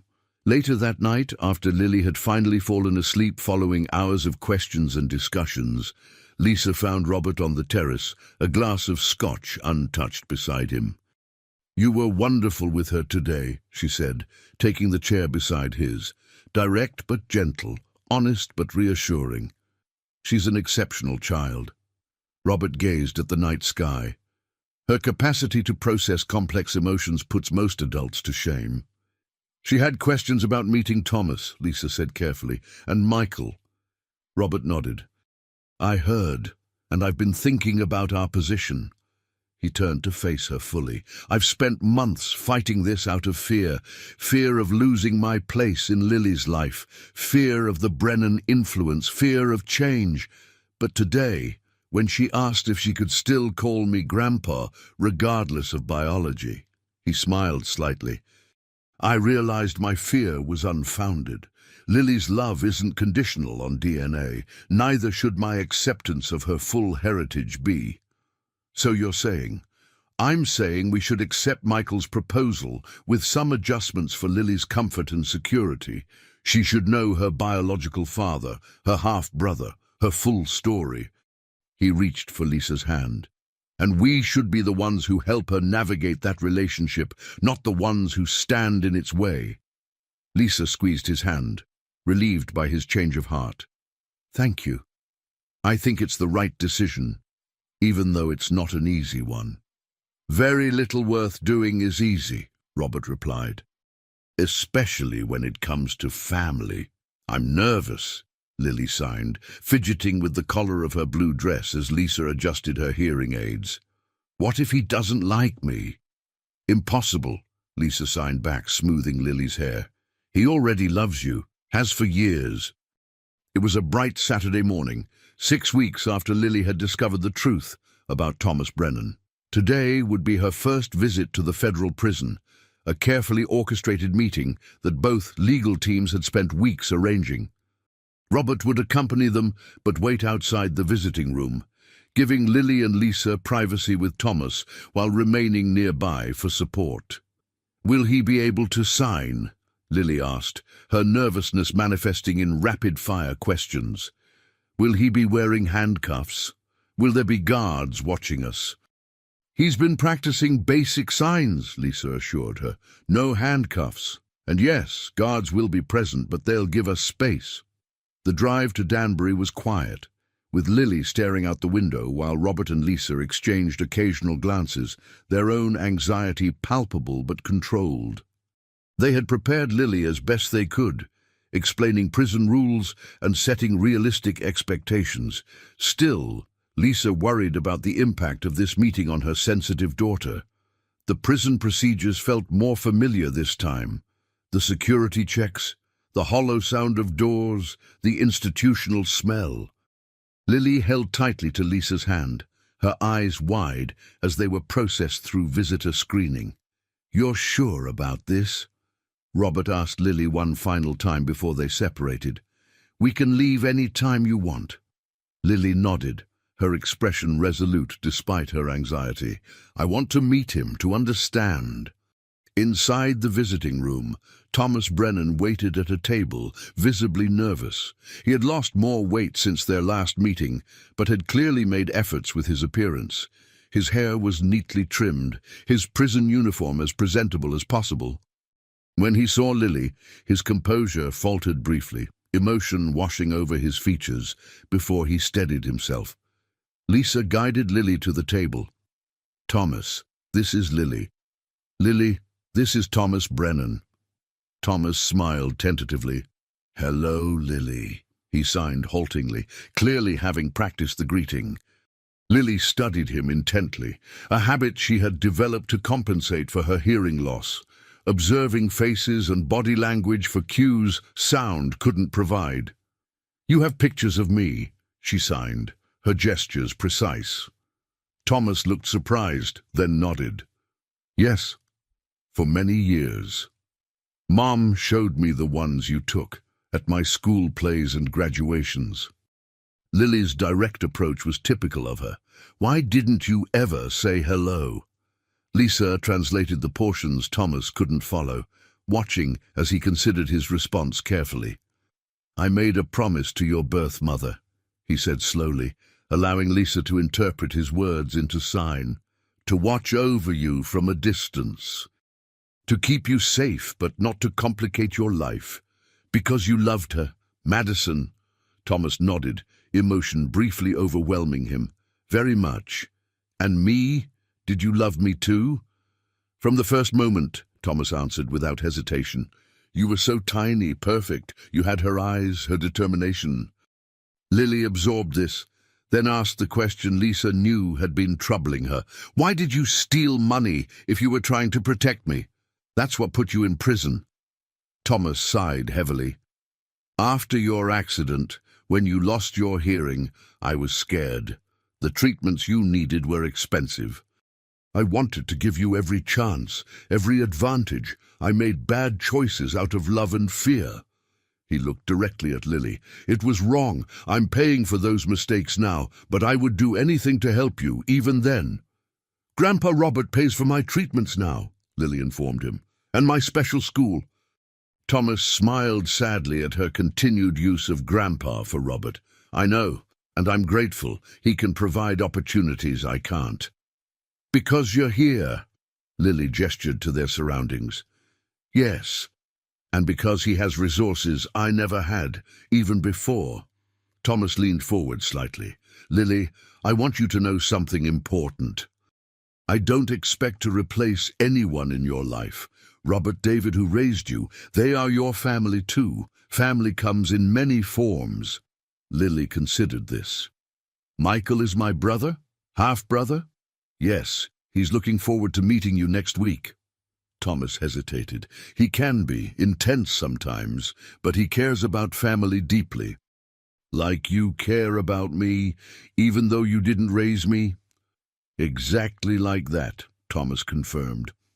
The visit continued for the allowed hour, with Lily gradually relaxing as she asked questions about Madison, about Thomas's childhood, about family medical history. Lisa observed with a mixture of apprehension and pride as her daughter navigated this complex situation with remarkable maturity. When their time was nearly up, Lily surprised them both by asking, "Can I hug you, or is that not allowed?" Thomas glanced at the guard, who nodded permission for brief physical contact. "I'd like that very much," he said, voice thick with emotion. Lily moved around the table and gave him a quick, somewhat awkward hug. Thomas closed his eyes briefly, savoring the moment he had never expected to experience. "I'll write to you," Lily promised as they prepared to leave. "Mom says that's allowed." Thomas nodded, struggling to maintain composure. "I'd like that very much."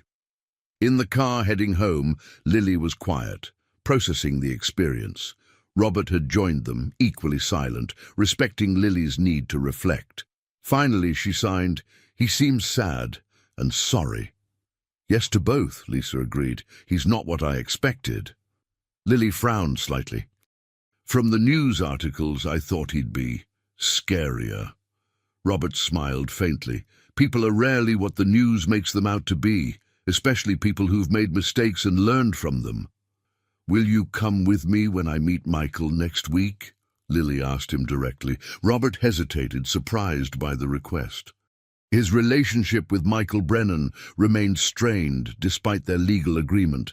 "If you want me there, of course." "I do," Lily signed decisively. "You're still my grandpa. Biology doesn't change that." She paused, then added with the startling insight she sometimes displayed, "And I think Michael needs to see that too." Lisa exchanged glances with Robert, both recognizing the wisdom in Lily's observation. Michael Brennan indeed needed to understand that bringing Thomas into Lily's life wouldn't displace Robert. That family could expand rather than contract with new connections. "You were very brave today," Lisa told Lily as they neared home. Lily shrugged slightly. "It wasn't brave, just necessary." She looked out the window thoughtfully. "He has my hands." "What do you mean?" Robert asked. "Thomas, his hands move like mine when he talks, not signing, just regular talking." Lily demonstrated a particular gesture.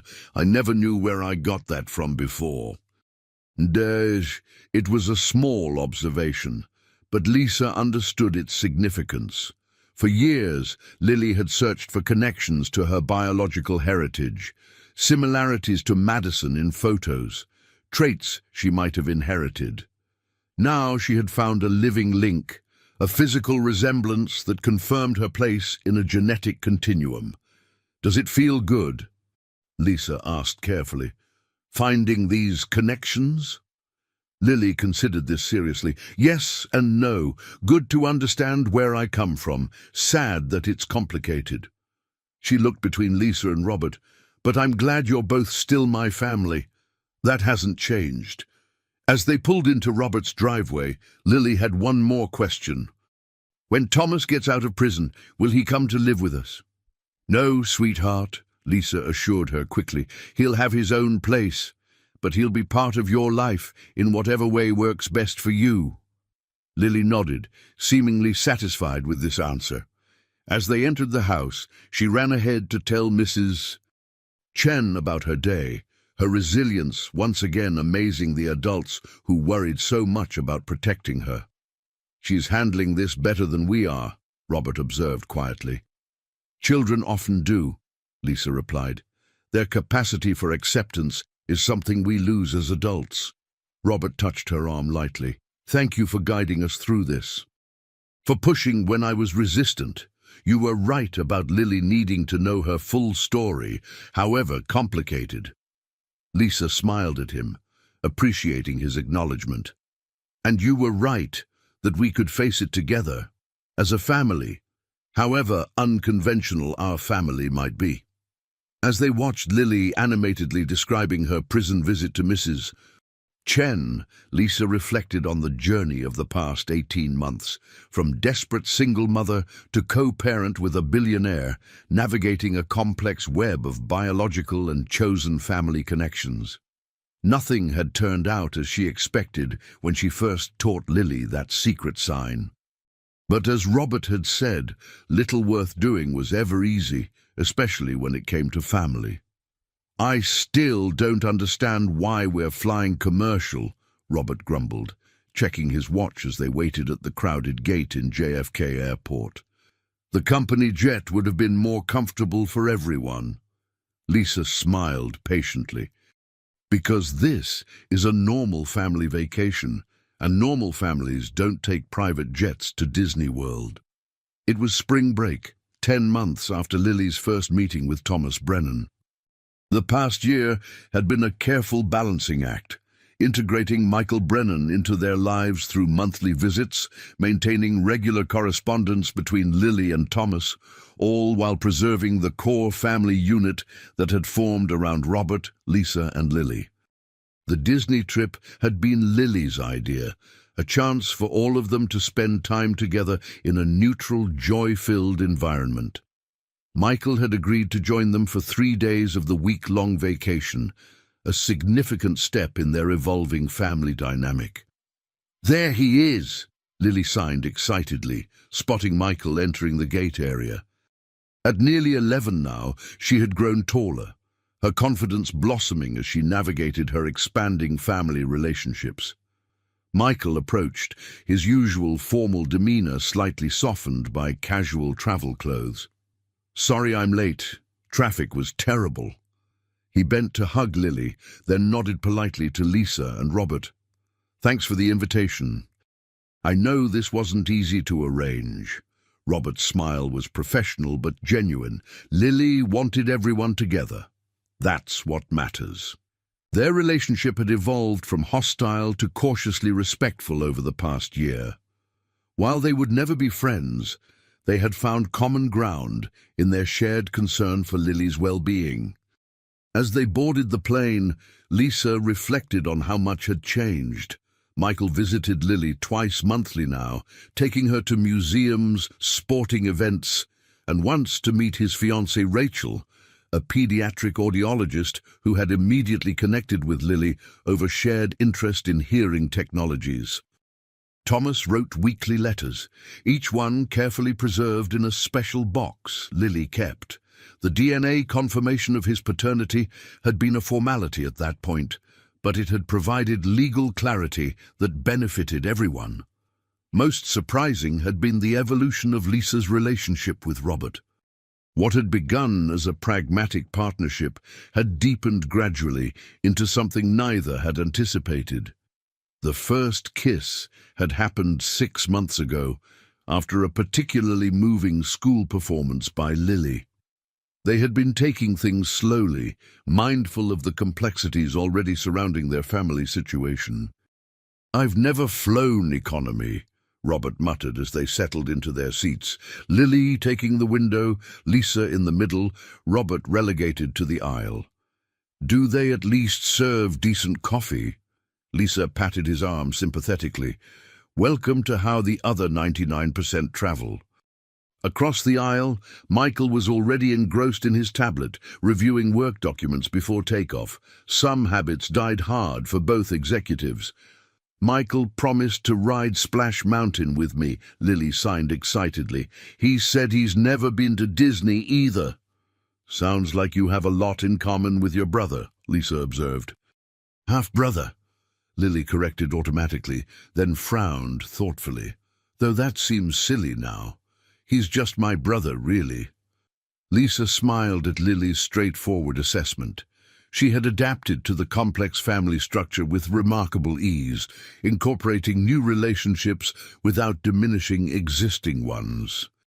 Her bond with Robert remained as strong as ever, their weekly chess games and sailing lessons continuing despite the addition of Michael to her life. The flight passed uneventfully, with Lily alternating between watching the movie on her tablet and teaching Robert and Michael increasingly complex sign language expressions. By the time they landed in Orlando, even Michael had relaxed visibly, laughing at Lily's exaggerated signs for roller coaster and Mickey Mouse. The Disney resort impressed even Robert, though he tried to maintain his dignified skepticism. As they checked into adjoining rooms, Lisa and Lily in one, Robert in another, Michael in a third, Lily's excitement reached fever pitch. "Can we go to the Magic Kingdom right now?" she asked, practically bouncing. "Tomorrow morning, sweetheart," Lisa replied. "It's already evening. Tonight we'll have dinner and rest up for a full day tomorrow." Dinner at the resort restaurant proved surprisingly enjoyable.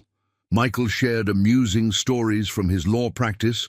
Robert recounted his first and only previous Disney visit, a business meeting with company executives 20 years earlier. And Lily kept them all entertained with her plans for maximizing their park experience. "I've researched all the rides," she informed them solemnly, "and created an optimal route to minimize waiting time." "Of course you have," Robert said fondly. "The Maxwell organizational gene is strong in this one." "Actually," Michael interjected with a slight smile, "the Brennans are known for their meticulous planning too. Dad used to create elaborate spreadsheets for family vacations."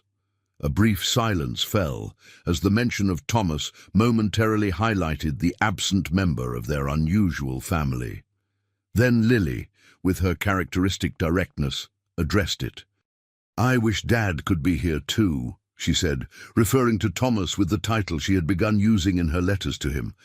It had been her choice. Robert remained Grandpa, Thomas was Dad, and David, her adoptive father, was preserved in memory as Daddy. "He would love to be here," Michael assured her. "I'll take lots of pictures to share with him." "We'll do a special trip when he's released," Lisa promised. Thomas had been a model prisoner, potentially eligible for early release in another year. Maybe to the Grand Canyon. He mentioned wanting to see it.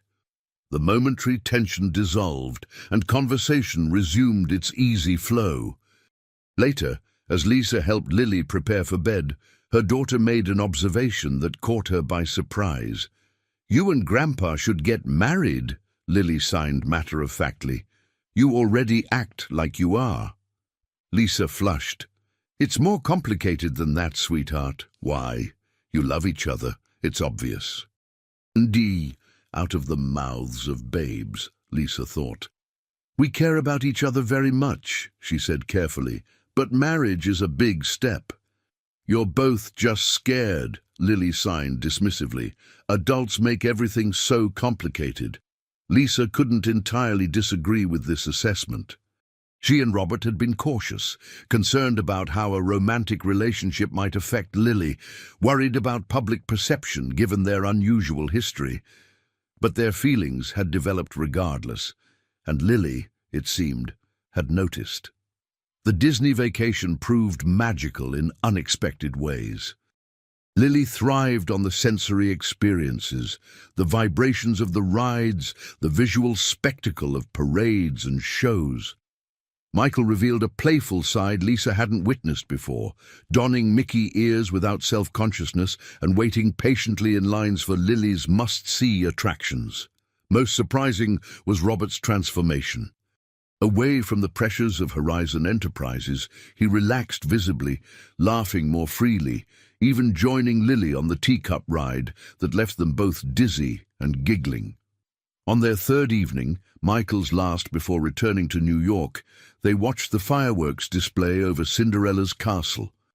Lily stood between Robert and Michael, each holding one of her hands, her face illuminated by the colorful explosions she couldn't hear but could feel vibrating through the air. Lisa, standing slightly behind them, was struck by the poignancy of the image. 3 generations of a family that had been formed through pain, secrets, and eventual honesty. Michael caught her watching and nodded slightly, a silent acknowledgement of their improbable journey to this moment. Later, as they walked back to the resort, he fell into step beside her while Robert and Lily raced ahead to the ice cream stand. "Thank you," he said simply. "For what?" "For making this possible. For allowing Dad to be part of Lily's life despite everything. For encouraging the relationship between us." He gestured toward Lily, now excitedly pointing out flavors to Robert. "I never expected to have a sister. Now I can't imagine life without her." Lisa studied him, realizing how much her perception of Michael had changed since their confrontational coffee shop meeting nearly 2 years ago. "She's lucky to have you in her life too." Michael smiled slightly. "And Robert, how's that relationship evolving?" His perceptiveness didn't surprise her. "That obvious, is it? To everyone but the 2 of you, apparently." Michael's tone was light, but his expression turned serious. "He's good for you both. I didn't want to see that at first, but it's undeniable." As they rejoined Robert and Lily at the ice cream stand, Lisa felt a sense of completion she hadn't experienced since before David's death.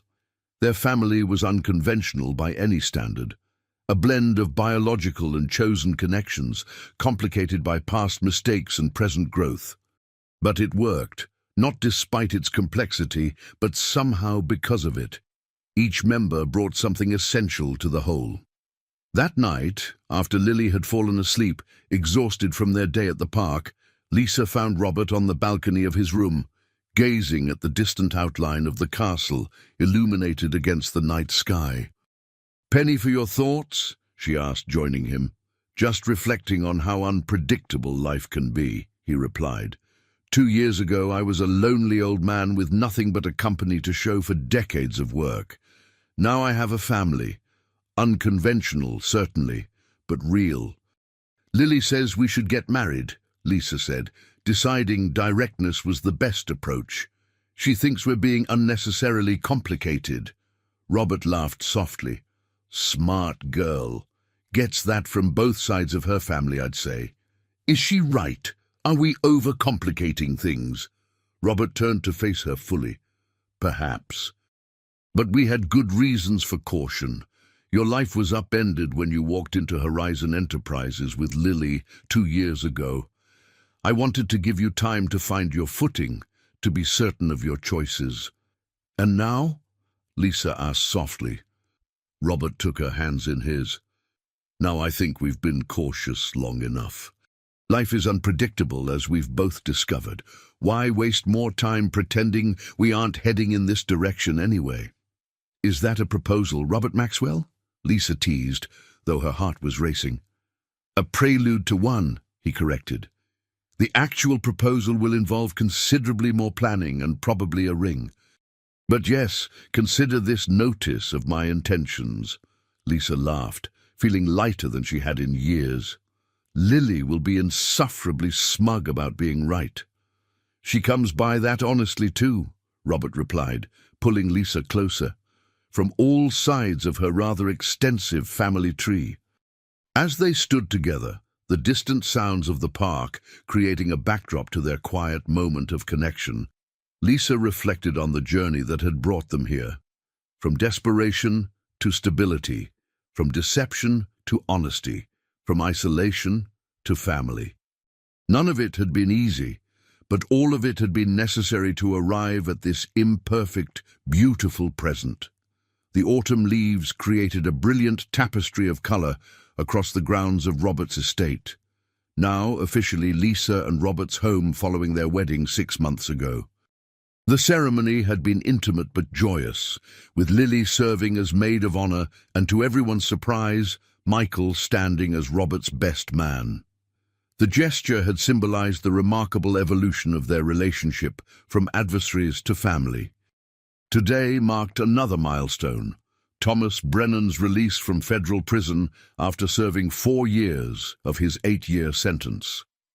Early release for good behavior, combined with the non-violent nature of his crimes, had accelerated his return to society.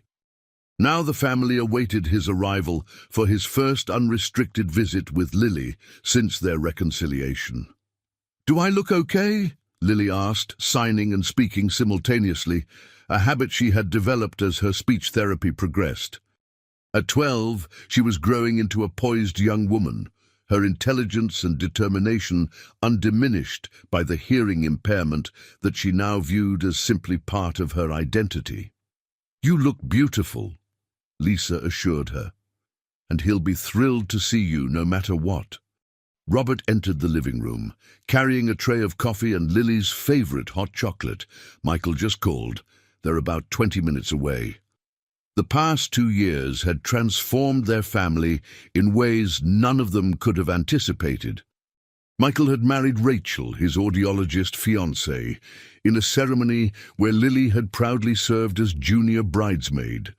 Robert had officially retired from daily operations at Horizon Enterprises, though he remained chairman of the board, with Lisa now serving as executive director of the Maxwell Parker Foundation for Deaf Education. Most significantly, they had legally formalized their unusual family structure.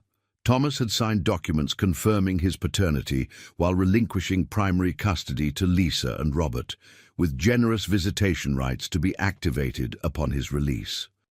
Meanwhile, Robert had legally adopted Lily as his granddaughter, ensuring her position as his heir while acknowledging her biological connection to Thomas.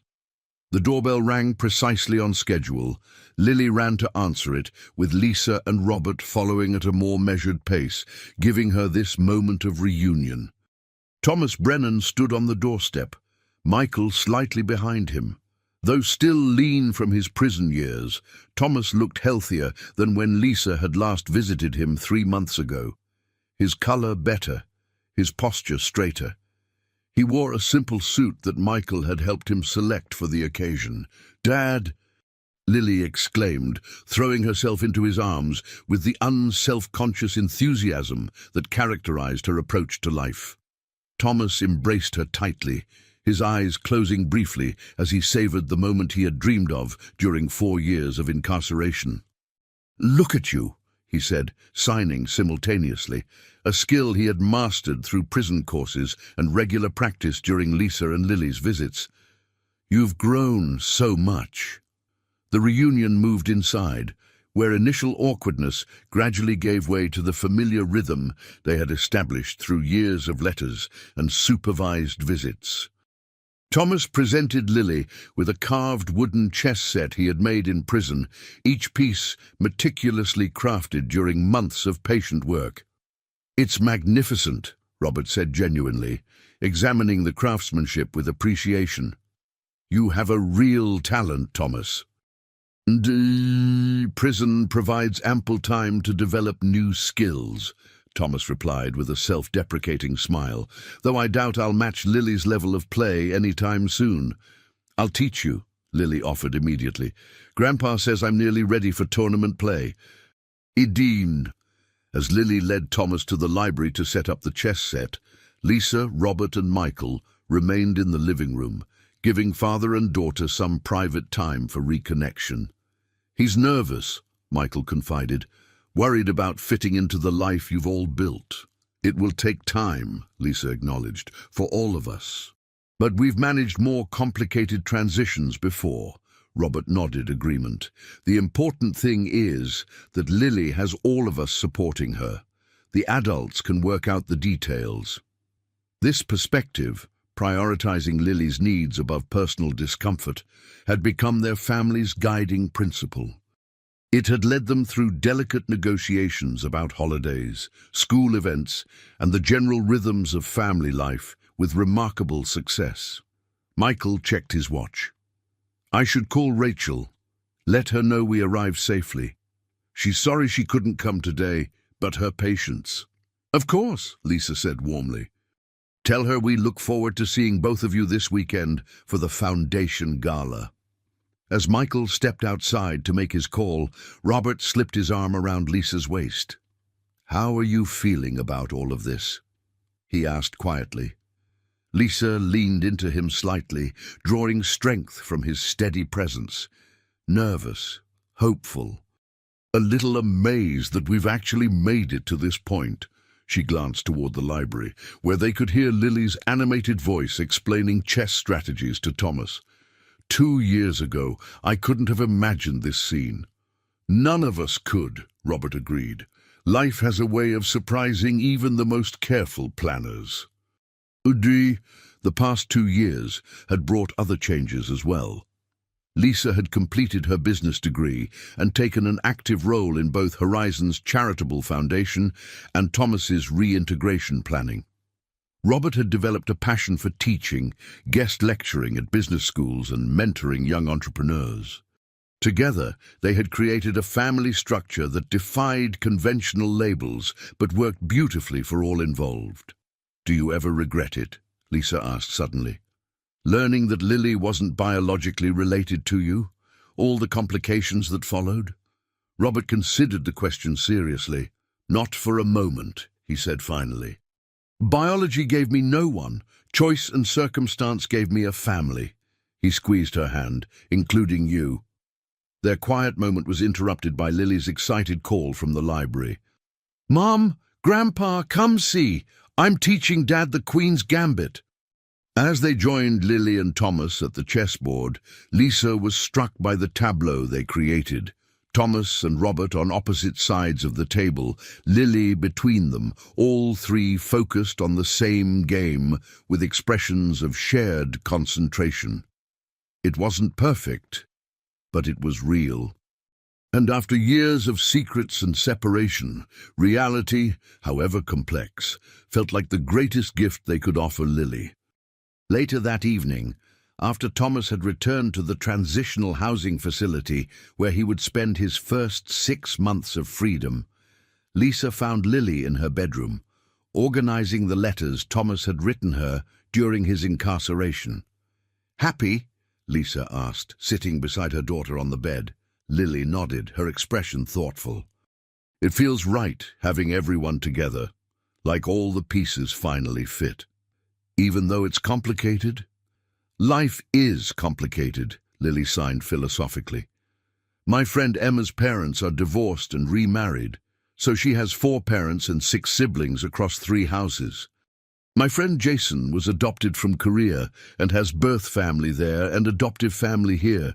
Everyone has their story. Lisa smiled at her daughter's wisdom. When did you get so grown up? Probably around the time I realized adults don't have everything figured out either, Lily replied with a cheeky grin. As Lisa tucked her in, a ritual Lily still enjoyed despite insisting she was too old for it, she reflected on their journey. The desperate single mother who had taught her daughter a secret sign had never imagined the life they would build from that moment of courage and hope. Through all the complications and revelations, one truth remained constant. Love, in its many forms, was worth every risk, every challenge, every moment of uncertainty.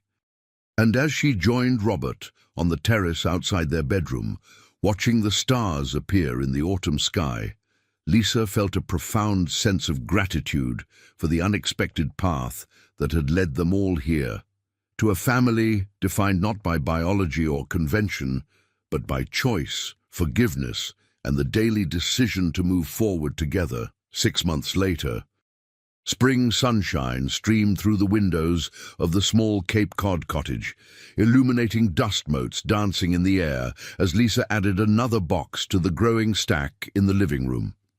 Moving day was approaching quickly, and despite Robert's offer to hire professional packers, she had insisted on handling her mother's belongings herself.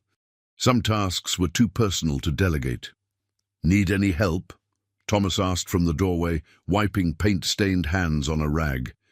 He had been repairing window frames in the cottage's sunroom, part of the renovation project that had occupied much of his time since moving into the property 3 months ago. "I'm almost finished with Mom's books," Lisa replied, "but if you want to start on the kitchen cabinets, that would be wonderful." Thomas nodded, heading toward the kitchen with the quiet efficiency that characterized his post-prison demeanor. His early release had come with strict conditions, regular check-ins with his parole officer, community service hours, and employment restrictions. The transition had been challenging, but the family's support had made it manageable. Robert's offer of the cottage on the edge of his estate had raised eyebrows initially, but the arrangement had proven ideal. Thomas had privacy and independence while remaining close enough for regular involvement in Lily's life. The property needed substantial renovation, work that gave Thomas purpose while he rebuilt his life and navigated the complex dynamics of their unusual family. Outside, Lily and Michael were setting up croquet wickets on the lawn, a game that had become a family tradition during weekend gatherings. At 12.5, Lily had grown taller over the past 6 months, her preteen awkwardness balanced by the grace she had developed through the dance classes she now attended at a specialized studio for deaf performers. Lisa watched through the window as Robert emerged from his car, returning from a foundation meeting in the city. Lily spotted him immediately, running to greet him with the enthusiastic hug that, despite her increasing maturity, she still reserved for her grandfather. Robert's face lit up as it always did in Lily's presence, the transformation from serious businessman to doting grandfather still remarkable to witness. The past 6 months had settled them into a rhythm that worked surprisingly well. Thomas joined them for Sunday dinners and special occasions. He attended Lily's school performances and science competitions alongside Robert and Lisa. Michael and Rachel visited monthly, often bringing Rachel's expertise in new hearing technologies that might benefit Lily. Most importantly, they had developed an easy communication system that allowed all the adults to coordinate Lily's schedule without conflict or confusion. The shared calendar Robert had insisted upon, initially resisted by Thomas as overly controlling, had proven invaluable for managing the complexity of their arrangements. "Mom!" Lily called from outside. "Grandpa's here!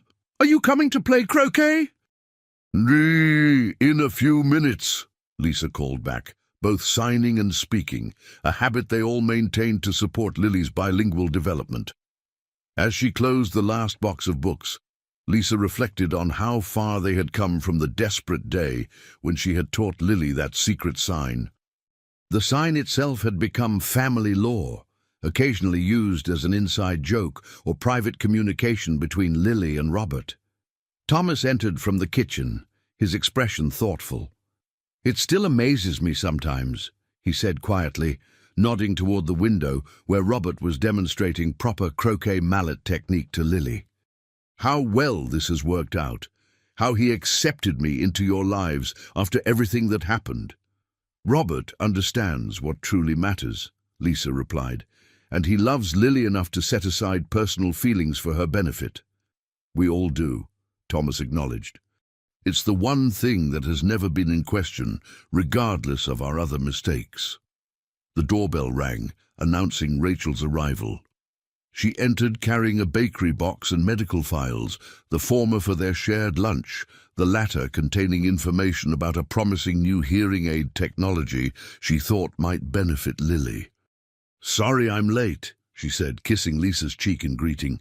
"Patient emergency, but I brought those Portuguese pastries Lily loves to make up for it." "She'll forgive you anything for those," Lisa laughed, taking the box. "Everyone's out back starting the croquet game." As they joined the others on the lawn, Lisa marveled at the tableau before her. Robert explaining a rule to Michael, Lily demonstrating a particularly difficult shot, Thomas setting up the final wickets. The scene would appear ordinary to any casual observer, but Lisa knew the extraordinary journey that had brought them to this moment of simple family pleasure. Lily spotted them and ran over, eyes lighting up at the bakery box. "Are those from Nunes Bakery?" she asked eagerly. "Of course," Rachel replied, signing simultaneously. "I wouldn't dare show up without them." As they gathered around the patio table for an impromptu pre-game snack, the conversation flowed easily between them. Discussions of Lily's upcoming dance recital, Michael's latest legal case, Thomas's renovation progress, and Robert and Lisa's foundation work. "Before we start playing," Robert said, setting down his coffee cup, "Lisa and I have an announcement." All eyes turned to them expectantly. Lisa nodded for Robert to continue. "The Horizon Board has approved our proposal for a new initiative," he said, his expression reflecting the quiet pride he took in their shared work. "The Madison Miller Scholarship for Deaf Students in Science and Technology." Thomas's expression softened at the mention of Madison's name. "She would have loved that," he said quietly. "She always believed education was the key to independence." "The first scholarships will be awarded this fall," Lisa added, "with preference given to students interested in medical technology and auditory research." "Like what Rachel does?" Lily asked, glancing at her sister-in-law. "Exactly," Robert confirmed. "Your mother inspired the program, but you helped shape its focus." Lily beamed with pride. "Can I help select the recipients?" "When you're a bit older, absolutely," Lisa assured her. "For now, you can help us plan the launch event." As they resumed their croquet game, Lisa found herself partnered with Thomas, an arrangement that would have been unimaginable 2 years ago, but now felt comfortable and right. While lining up a shot, Thomas spoke quietly, so only she could hear. "Thank you," he said simply, "for allowing me to be part of this, for giving me a chance to know my daughter despite my mistakes." "We all deserved second chances," Lisa replied. "You, me, Robert, even Madison in a way, through what we're building in her memory." Utters, the game continued, with Lily's competitive spirit driving her to victory despite Robert's strategic expertise and Michael's precision shots. Her triumph was celebrated with ice cream on the patio, where the conversation turned to summer plans, a potential family trip to the Grand Canyon that would include everyone, honoring the promise Lisa had made to Lily years ago.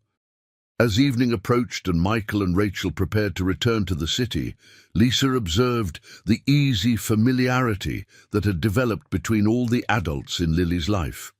Robert and Thomas discussing renovation details with surprising camaraderie.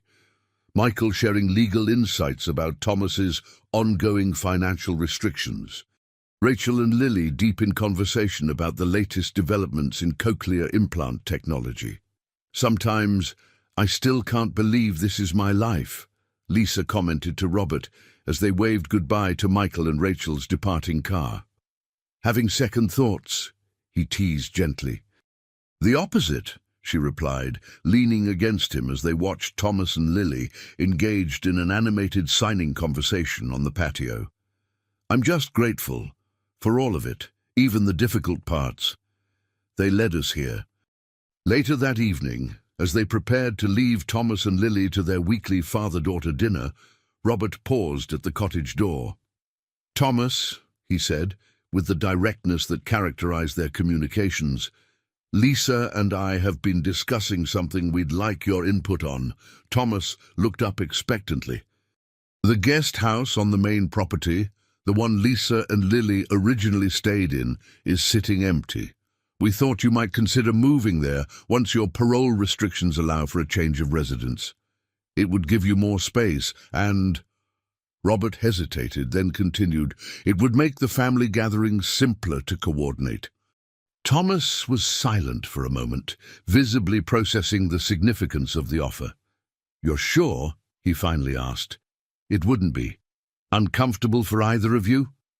Lisa shook her head. "We've moved well beyond discomfort, don't you think? We're family now, however unconventional. The guest house is a better living situation, and it's still independent enough for privacy."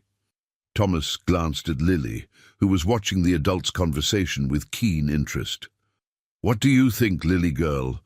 Would you like having me closer to the main house?" "Yes," Lily signed enthusiastically. "Then we could have breakfast together sometimes before school, and you could help with my science projects more easily." The adults laughed at her practical assessment. "Well, that settles it," Thomas said, "assuming my parole officer approves the change." As they drove back to the main house, Robert reached for Lisa's hand. "That was a big step," he observed. "It felt right," Lisa replied simply. "Time to move forward completely." Robert nodded agreement. "Madison would be proud, I think, of all of us, but especially of Lily, and of you." The mention of Madison still brought a bittersweet feeling, but no longer pain.